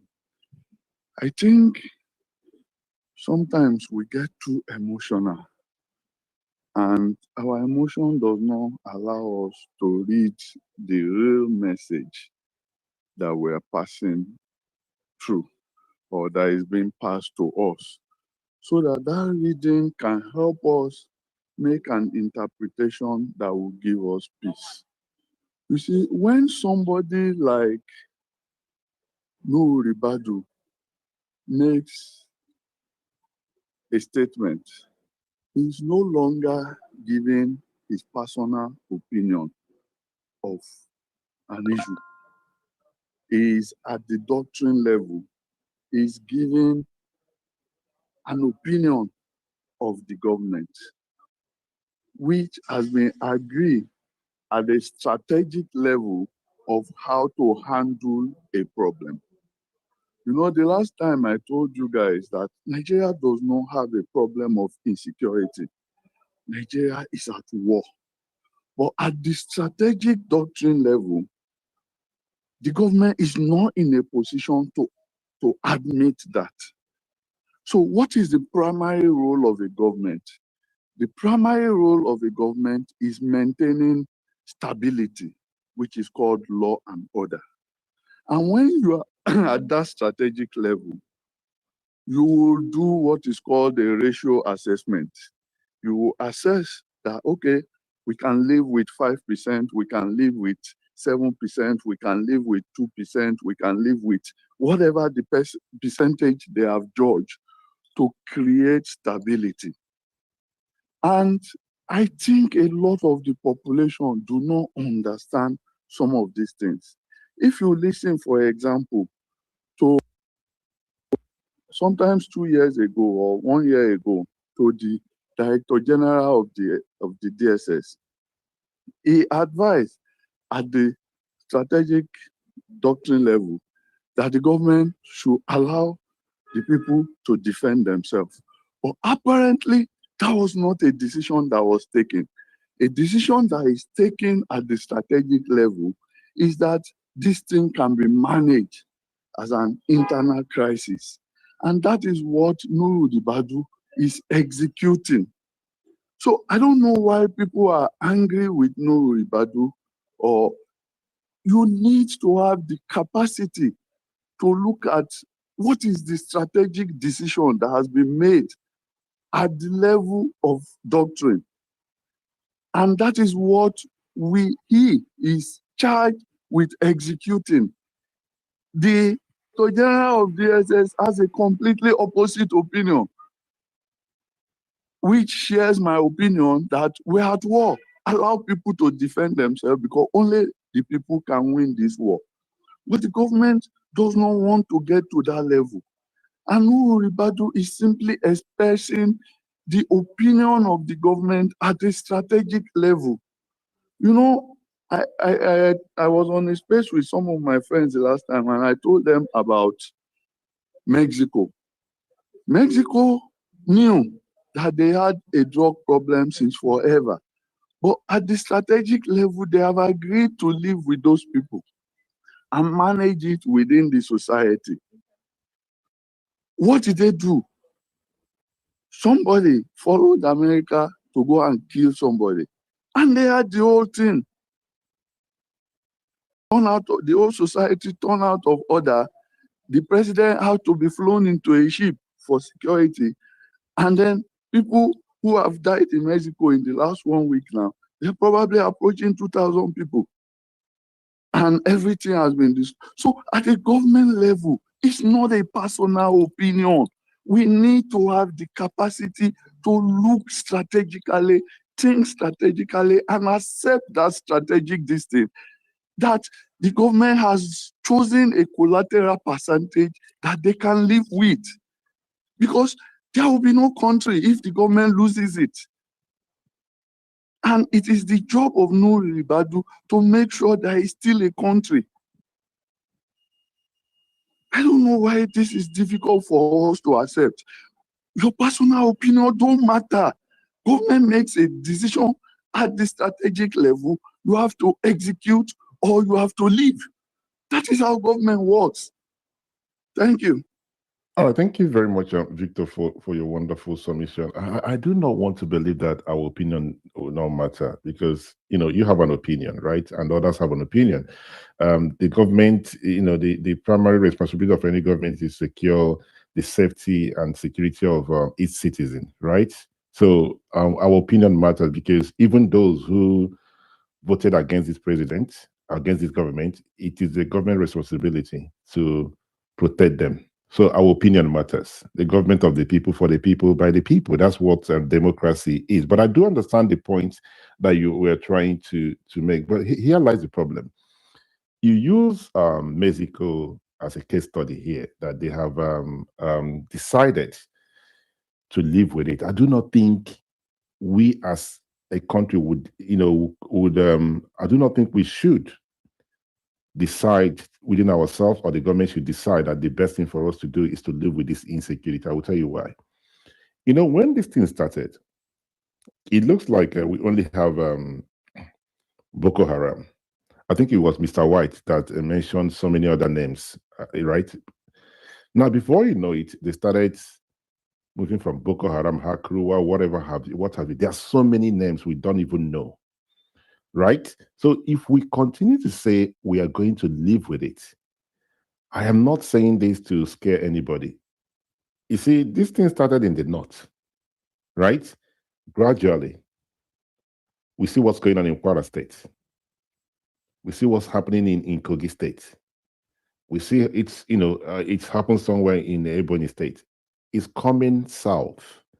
And at a point, the whole country will bear the consequences of this whole thing. So the earlier, the better. It would appear that it's affecting the northerners. I don't want to take that position. I think this insecurity is a Nigerian problem. I don't want to see it as a northern problem.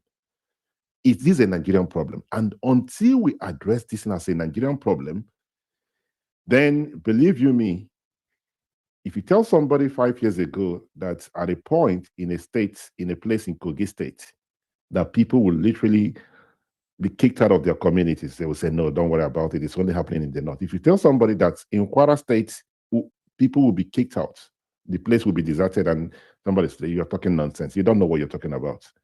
So it's coming to the south. I want us to have that at the back of our mind. Right? So I don't think we should live with this. I think there has to be a solution. And I hope someone like yourself and others on this platform would, help to, bring a solution. Maybe the government will listen to us. Victor, you raised your hand. Please go ahead, sir. Yes, I just want to tell you that I'm from Kogi State. The headquarters of Ansaru and Iswap is next to my village. It's a town called Okene. And my village is a town called Oborimagongo. We have been fighting these people for 15 years. When I tell my people in Lagos, they just laugh and think I'm joking. You see, some people have been confronting these problems since forever. But you have to come to acceptance of at the doctrine level. Sure, you understand? We keep buying guns to defend ourselves. DSS still coming to take them away, arrest our vigilante. But we have faced the reality and say, look, there is a war. We are the only line stopping them from crossing into Edo State, because between my village is the border to Edo State. And that's why they now go to Kogi West, because they now have to go through Kaba, Lokoja Kaba, to go through to get, because our people have decided these people will not pass through us. Either the government likes it or not. And we have been at this thing for 15 years. So but when you tell my Lagos people, they just laugh, say, ha. There is a war. Some of us have been in that war for 15 years. But Lagos people don't know what we are talking about. They don't know what we are talking about. That is the painful thing. I am forced to go to my village from Abuja now almost every weekend because we have a meeting. We are monitoring them. All the Okene boys have become ISWAP. I know all of them, but there is nothing I can do because at the doctrine level, the government has accepted to live with them. So what do? We make sure that they don't cross through our own territory. That's all we can do. That's all we can do. So you have to accept at the doctrine level the decision of the government and save yourself. That's all you can do. Thank you. Thank you very much, Victor. I'm sorry to hear this. From your voice, it would appear that you are really getting emotional about this, and you have every right to, because nobody in the right sense would see their village or their community being ransacked by terrorism, and they will be comfortable about it. I'm really sorry to hear this. But you said something which buttressed my point earlier on. You said you've been living with this thing for the past 15 years. And you yourself and some members of of your community have done your best and continue to do so by see what you can do to stop the insecurity. You see, within that 15 years, someone like myself and maybe one other person on this platform, we do not know that you have this problem. But you can see that these individuals, these criminals, right, these terrorists, have now moved from a different path, and they now start coming to the roads. That's why we started hearing about what's going on in Kogi State. If people like yourself who have been battling this thing have not said anything and have not stopped them reaching to Edo State, like you rightly put out there, right? They would have gotten to Edo State. So I must commend you for what you've done, but for whatever it will cost you, sir, it's very important. Please do not put yourself in danger, right? If there is need for help, I think it's very important to communicate with the security agencies. I'm happy that yourself and others are doing what you can, but just be very, very mindful. Thank you very much once again for your wonderful submission, Victor. Straw Hat, please go ahead, sir. All right, thank you very much. Mr. Victor said some things that kind of buttress what I'm going to say, so I still have a question on the side for him. He said something before he ended the submission. He said that most of the Okene boys are becoming ISWAP, So when I took from what Whitebeard said and what Mr. Victor said, some things you have said, without being emotional, I understand that there's a need for a non-kinetic approach or view towards settling this. We've talked enough about Nuhu Ribadu saying brother and everybody expressing what they feel to that he means by that. I myself am from the Southeast.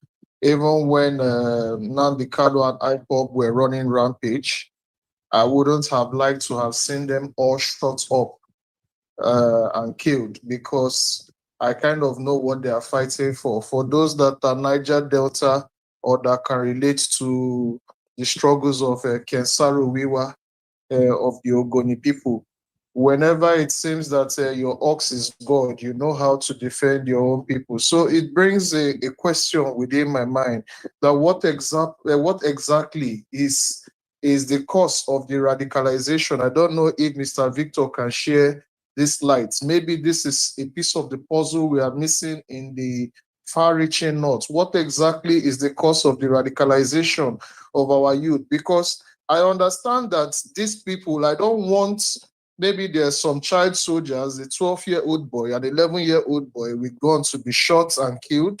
I could understand that much. But what exactly is the main cause of the radicalization? Where is the radicalization taking place? Because the army that these guys have is not a small 2,000 or 300. We're talking about 40 to 50 or 60,000 armed militia guys that are rampaging the country. That is actually war. So at this time, please, what I'm asking for is I would like to be educated by Mr. Victor, because it seems you have the knowledge on the grassroots level. What exactly is causing this radicalization within your region, and how could it be different from what is happening in the core north? Thank you very much. Thank you very much, Mr. Straw Hat. Victor, would you like to respond to that question, sir? So basically, Mr. Mindset, you see, my opinion will be subjective and it will be localized to my own area, at least the ones that I know, the boys that I knew, that I grew up with, and how their direction and their idea has changed now, and how they have become a different person than I am today. I will say it's ideology that started it. The radicalization is an ideology, and it's the same. Honestly, if I'm to use the word, it's not different from the ideology that I would attach to people like IPOB or people like Ment, or even people like Obedient today. Because sometimes you claim you want something to be better, then you become a tunnel inside that better, and you think that anybody that doesn't agree with that better that you want becomes an enemy and has to be eliminated. So all those boys, we used to do what we call Ekwechi Festival together. One of the major things we do in that side of the world is we do Egugu. So we have all sorts of masquerades. I know all these boys. So I won't say that they are doing it for Allah or something, but I'm saying that they've been taught a new way, and that new way has taken up over their real personality. So they've just become like beaten by a zombie. So they've become something else. You can't reason with them. You can't talk them out of it. You can only kill them.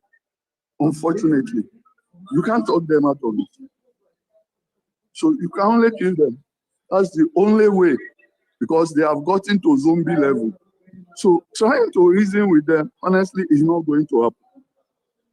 Thank you. All right, thank you very much, Victor, for your submission. Now, you did say something. You said you yourself and others have tried as much as possible to push them away, because if you didn't do those things, they would have gotten to Edo State. Please correct me if I'm wrong.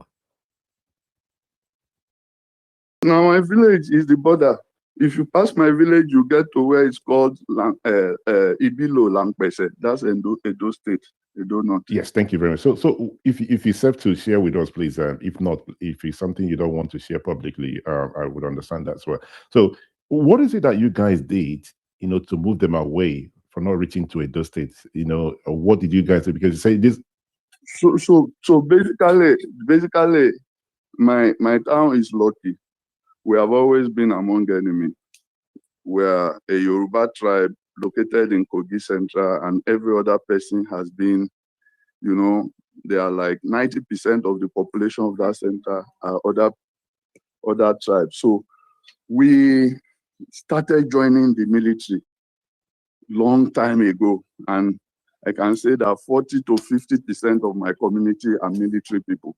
My own father was a military general before he died, until he died. So we have that, ability to know when a situation has gone beyond normal. So I guess that's the advantage that we have. So the fact that most of our people are retired military, they can see a problem, so they prepare for it, and then they face it. We're just like the Lantern people in Plato. You can't get to anybody. Any family in my village have at least 2-3 military people, either retired or currently serving.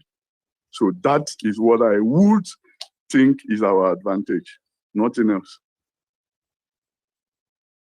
Thank you very much, Victor. So I'm changing the topic now because we are moving to insecurity. So it's going to be a general topic. We are moving from the NSA. Only if there's any other person that would like to add anything in regards to the topic about the NSA. If not, the conversation is moving towards insecurity in Nigeria, because Victor has actually opened our eyes to some of the things that we do not know that was going on in a place like Kogi State. This is one thing I keep saying to people: when people join spaces, you learn a lot. It's not a time wasting place. It's not a place that people come and they abuse people and leave, and then there's nothing to take home. I did not know. I have no idea that this insecurity situation in Kogi State has been going on for the past 15 years. If not that Victor have said it, I would have believed that this is something that started about 4 or 5 years ago, right? So I must commend Victor for having the courage to share with us, and every other person that has contributed to the conversation. Thank you very much. Amoran, please go ahead, sir. Then I'll go to Joe. Yes, thank you. Thank you, Mindset, for giving me the mic again. So let me.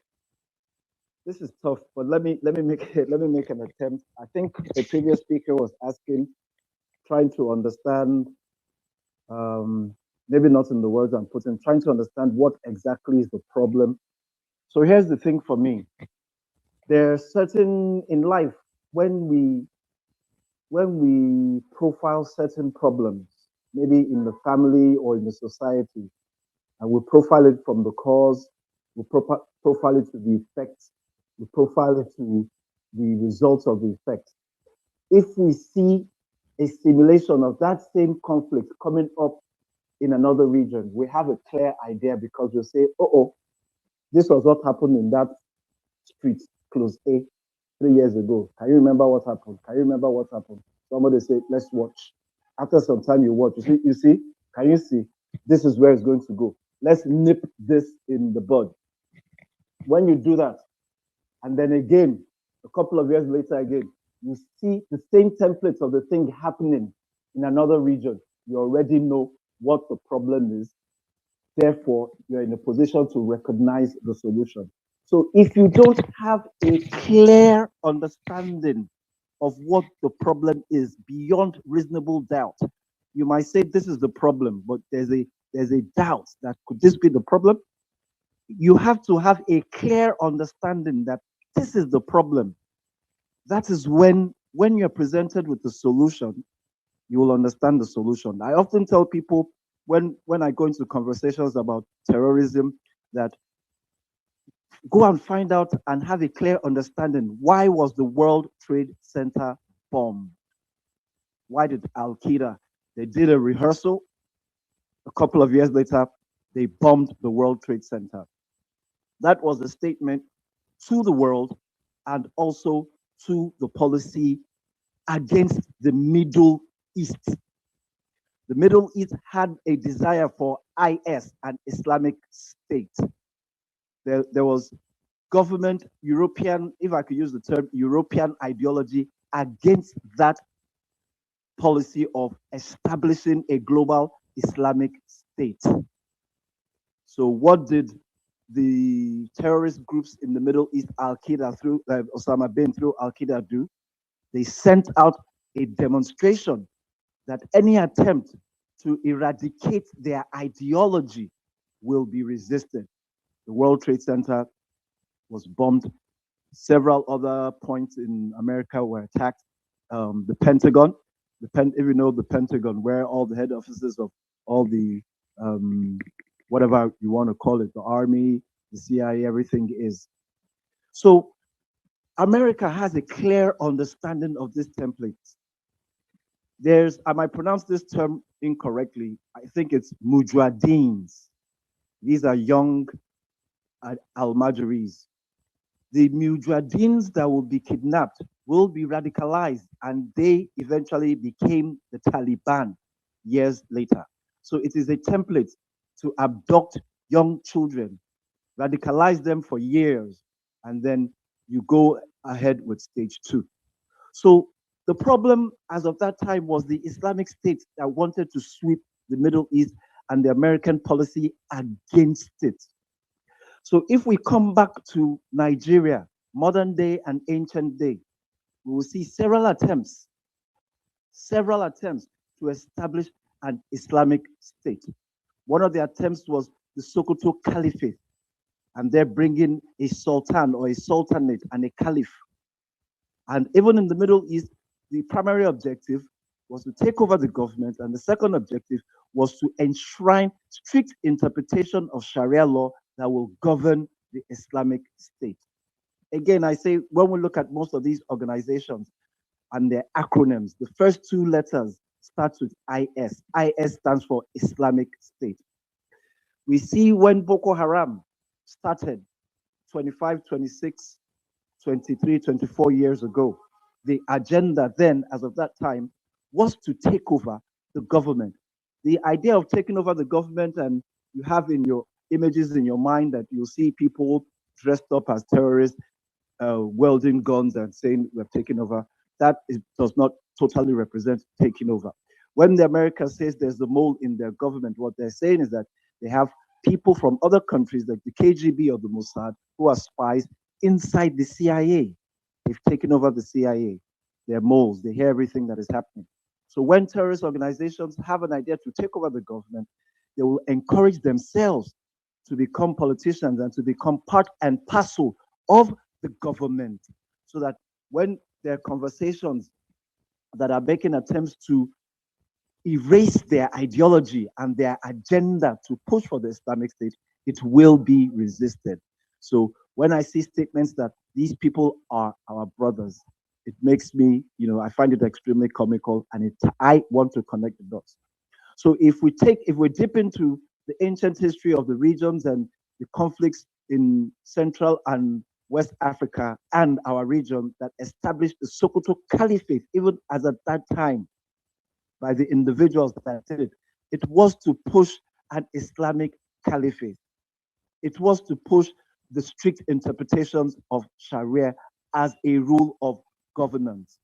So today, like Papa Victor said, I hold on to the understanding that it is an ideology, and they're willing soldiers who have been radicalized. So when somebody, I'm a father, I have 2 wives, I have older children, I have younger children. If any of my children cry for 10 minutes and they cry for an hour and they cry all day, they will take break, watch TV, then continue to cry. I'll tell my wife, just give her the ice cream. It's not worth it. We'll teach her the message later. That is me being empathetic of my own child, understanding that this child has been crying for the same thing for the whole day from church at 12 o'clock. I see a hands up mindset.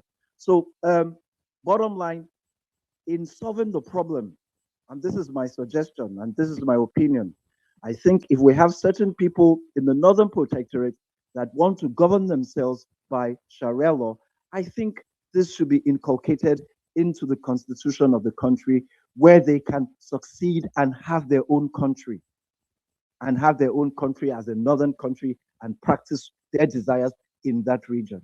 And the other people who will be left in the Southern Protectorate, if they abide by the Constitution, can abide by the Constitution and have constitutional amendments that will guide them. That is the only solution. Without that solution, you will see them pushing on with their agenda.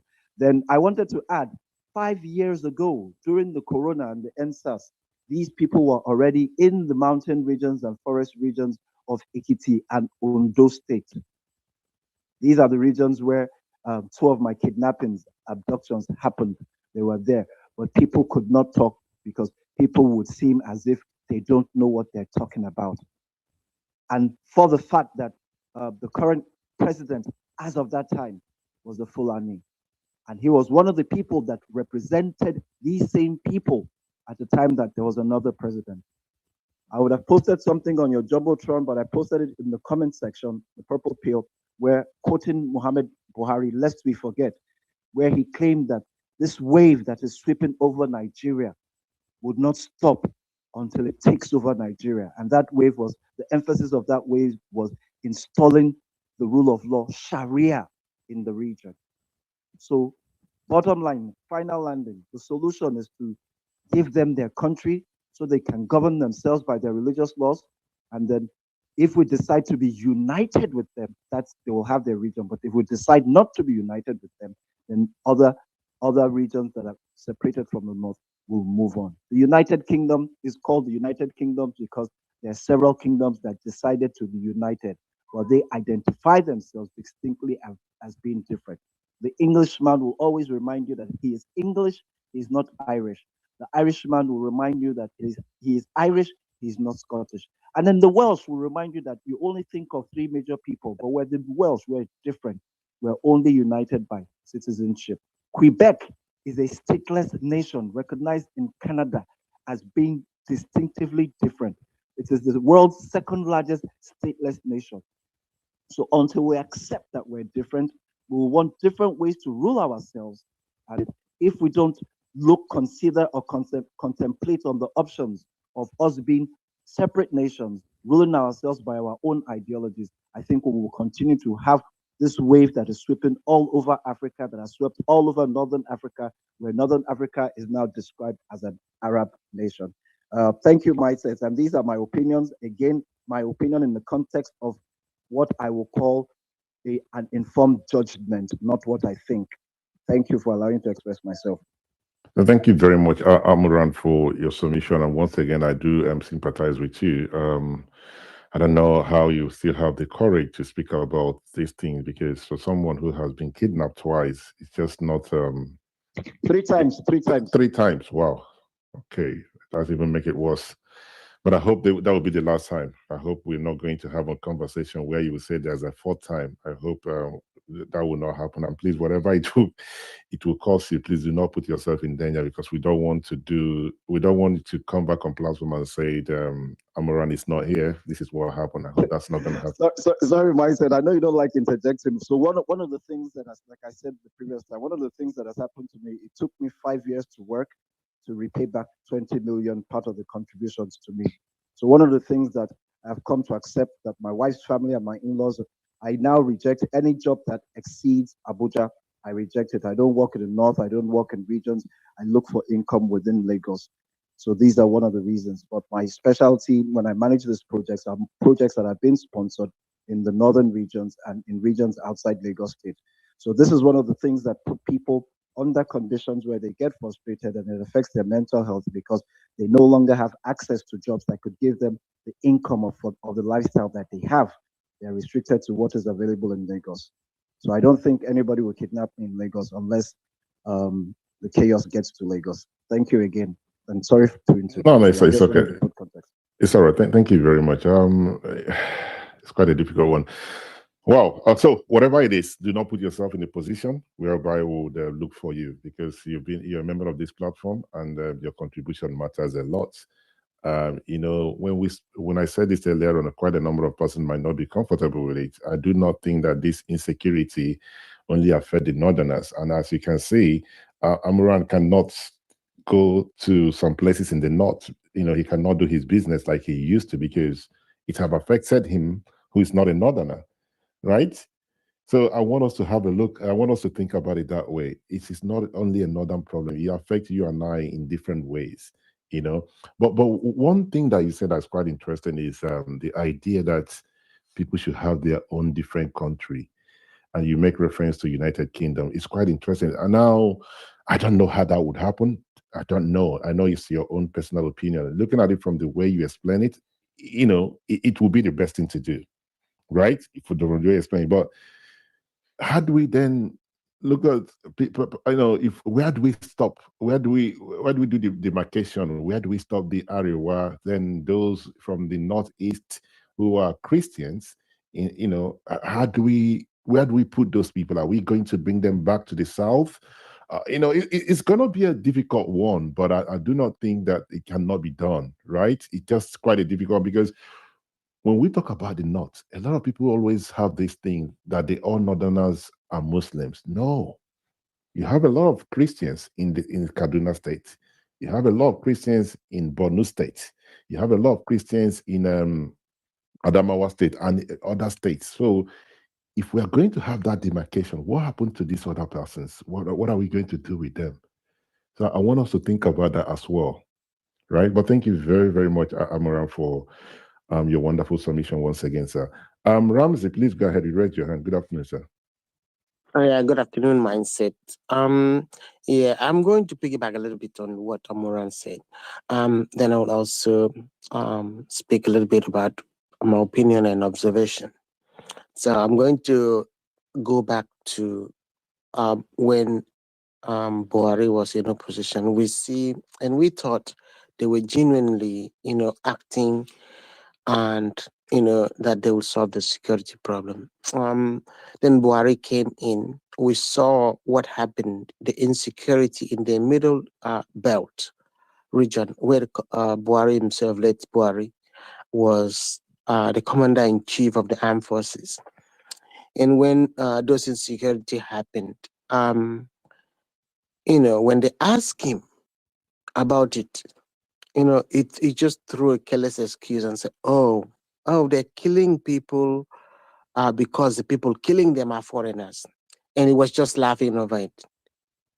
And then people pressured him. When they pressured him the more, and then he said, oh, learn to live with strangers in peace. That's what. And man said, if you look at these strangers are not strangers that just come to be strangers in peace. They are strangers that come to attack, maim, buy and and then you're gone. And if a commander-in-chief could say this, and the same commander-in-chief could deploy all resources that he could have to go hunt Nnamdi Kanu and arrest him and bring him back to Nigeria and put him in jail, how would you, if you want to do a deduction, from his body language, verbal, and action, given these two situations, you can make, scientifically a good deduction from it, and you can conclude well. If you're writing a thesis, you know where this person stands. And if you look at the security architecture in Nigeria, you see, since we started borrowing American system and appointing, because during the military we never had a national security advisor, we see where they all come from. We see all the chiefs, mostly, in most cases, of these security architectures, the people, supervising it at the top echelon, they come from. And we see how they make excuses. And if you go back to El-Rufai, you saw how, the statement he made in 2016-17, and even confirm and reaffirm that later on in 2020-something. And if you look at the statement that General Danjuma made on the graduation some time ago, because he observed and seen, then he later told his people, no, this is not just normal. And if you can observe Kumi coming out and to say, oh, these are their children, oh, and then saying, oh, they should be protecting, they should be for peace to reign, that our forest should be handed over to them. And if you can see the other man, is a professor, he always wanted certain people to take over the waterways. And if you can see now the generals in the military, instead of spending time to rehabilitate the people that are actual victims of this insecurity, but they spend time and money to want to rehabilitate those causing mayhem. You cause me pain, and they are not worried about, okay, is that a warning? I don't know. So how much time I have so that I can try to round up? No. Please go ahead, sir. Okay. Go ahead, sir. Go ahead. Okay, thank you. So if you look at how I am a victim, someone has caused me pain, then your effort is to make someone who has caused me pain more comfortable, not me, that I'm still in pain. How would you judge? How you make a deduction? There are a lot of scientists here, and social and scientists and behavioral people here, experts here. How would you make a deduction from that? And now NSA, whose job is to advise the president, he doesn't have a ministry on security matters. Now he coming out to arm people and create a forest guard. Is saying he's creating a forest guard. He's the one employing the people. We didn't see advert. We didn't see that. And that is not even within his jurisdiction to do that. And these individuals seem to come from one side of the country. And the same people who have, been, people are, pointing fingers at committing the same crime. And now he's coming out plainly to say, oh, instead of fighting them and, looking for a way to curb them, he said, oh, they are our brothers. I don't know whose brothers go ahead and go around killing his brothers. I don't know that. And he was not put to do this. He was put to advise the president. He's advising the president not to fight the insecurity. I don't know. So we have to think. And now I go back to Amora's submission. And if they all think this way, they're not going to fight. If a lot of them think this way, there's no way they will fight this war, this insecurity. And I'm going to look in the direction that Amora made the submission. Should we continue? And we see how things are creeping, ideology are creeping into government, that they're making religious a forceful thing where it should be a personal thing. And you see it's creeping into Niger State. they're telling people even in Kanu, oh, we shouldn't open eatery because people are fasting. But it is a personal thing. You see, that ideology is being re-engineered slowly. Even those in government, though they do not openly, sometimes they do not openly say, but they do it in a way, subtle way, that in maybe 10 to 15 years, we will be in more serious trouble. And I'm not speaking because I love the people too much or because I love Nigeria too much, but I do love Nigeria as a big nation. I would love Nigeria to be one. But if people think that Nigerian constitution is not sufficient for them to live, that, you know, the modernization is not good, that learning is not good, so I don't know if we should live with the same people, if they should be allowed to continue to manage the security architecture of Nigeria, because their reasoning is really not good for our security. So I would like to yield here. This is for people to think. Thank you. Thank you very much, Mr. Ramsey, for your wonderful submission. I do apologize. I raised my hand because I'm just going through my DM. I've seen that there's quite a lot of messages that a lot of people left. Mr. Zadi, you left a message for me. I'm not sure if you have addressed what it is that you sent me the message for. Yeah, I did earlier, and that other time you gave me chance too. Okay, thank you very much, sir. So I apologize. I'm just going through the messages. So I'm going to carry along those on the comment section and some of the messages on my DM. One of the messages, can we talk about Iran? Okay, said Iraq, it's Iran. Can we talk about Iran-American war? What is your take on it? I don't have a take on it. We have a bigger problem here in Nigeria. I don't think, personally for me, I should, it's not a topic I'm interested in because we have our own problem. I think we should focus more on our own problem and, you know, maybe we'll see what happens, but it's not a thing that I just want to open a space and start discussing the killings going out there, whereby people like Victor Ramsey, who has spoken about their experiences, and Mr. Yusuf and Roy, you know, we need to focus on our own problem. Charity begins at home. So unfortunately, I'm not going to have such a conversation now. It might bring a lot of crowd. People might be interested in it, but let's deal with our own problem, right? I know some of you might be disappointed, but I think this is one thing I would like to do. I like us to have conversation that will enrich us. Okay, so I'll go to Mr. Aminu Ibrahim on the comment section. He said, if President Tinubu still keeps Ribadu, it means he's in support of what he's doing. The pressure should also be directed at the Commander-in-Chief of the Armed Forces. He's talking about the President. Thank you very much, Mr. Aminu, for your wonderful submission. You shall know the truth says, those at the speaker section are endorsing Nuhu Ribadu, saying terrorists are his brother.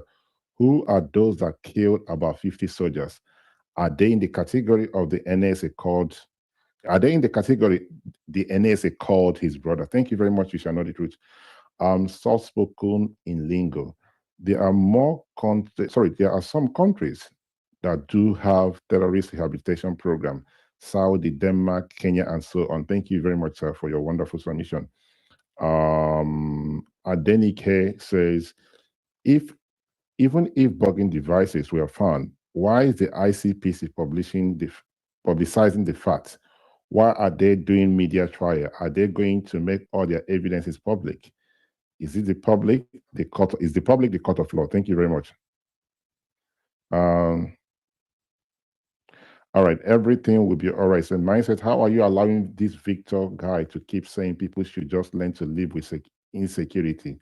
This is a terrible submission. As always, it's a Nigerian platform. People have the right to air their view. If you disagree with him or any other person, you know, like you put it on the comment section there, that's fine. Or you can request for the mic and tell us why you disagree with him, right? So we're going to allow people to air their view. But thank you very much. Everything will be all right. What a beautiful name. Adenike said, unfortunately, okay, I'm in the office. Coxman says, Ribadu is only following the pattern of northern elites. Buhari stated this rehabilitation. Tinubu is continuing it. But what concrete steps have they taken to end this problem? Rather, terrorists are floating cash and power on the internet. Thank you very much, sir, for your contribution. Mr. David said, Kunke Allah Wumi made it very clear that killing them is not the issue. You can only solve this by going after the sources, teachers, financiers, and apologies. Thank you very much, David. Somebody said Lumsey doing the lost work. All right, who is this? Okay, some of the comments I will not read out because it's not really relevant. I'm not sure I would want to amplify people, using words that it's not appropriate for this platform. Okay, Edoman said, my last question, what will be his position if we Nigerians decide to eliminate every terrorist? Will he support it and claim his southern president is trying to reduce the population of the north? So I do not know who you're making reference to. And the other things going on here is Mr. Amura was putting a lot of posting a lot of articles for us to read. Okay, thank you. Okay, Admiral said the evidence they have is probably string gray. Let me see what else is going on here. Now, Jude says, what happened to capital punishment for such crimes as this? I remember in the good old days, non-state actors that were considered dangerous to humanity were killed by firing squad and televised on national TV to deter others who may be considering to tread same path. Yes, I do remember. Okay, what else do we have? Yes, we watched some of those things in the Bar Beach, right? I think hopefully next time we'll have the conversation about there was a country. I think we probably might need to touch on that. Back in the days, you see, when they caught criminals or those who trying to overthrow the government, they always bring them to the Bar Beach, right? And then the rest they will say, hey, so they will execute them, and every Nigerian would watch it. So, guys, it's been a very interesting conversation. We would continue, hopefully, if not tonight, maybe tomorrow. The most important thing for us is for this country to survive, right? Nigerians succeeding is not only up to the government. I mean, don't get me wrong, we have a part to play. And to some of us who have spoken on this platform who say they know where these criminals, these terrorists are, my suggestion would be is please, if you can reach out to some of the security agencies, but do not put your life in danger, because you do not want a situation whereby you're going to tell somebody something and the police will now arrest you and say you're the part of it. So don't put yourself in danger, don't put your life in danger, don't put the lives of your family in there. But if it's safe to do so, please reach out to people. If you see something, say something, and hopefully we'll get to the end of this whole thing. But on that note, I want to wish you guys well. And if there's anything I've missed, please can you send me a DM? Can you send me a message on my DM? Not on this one, on my Mindset handle. Or if you have access to my email address is there, you can send me an email and I will try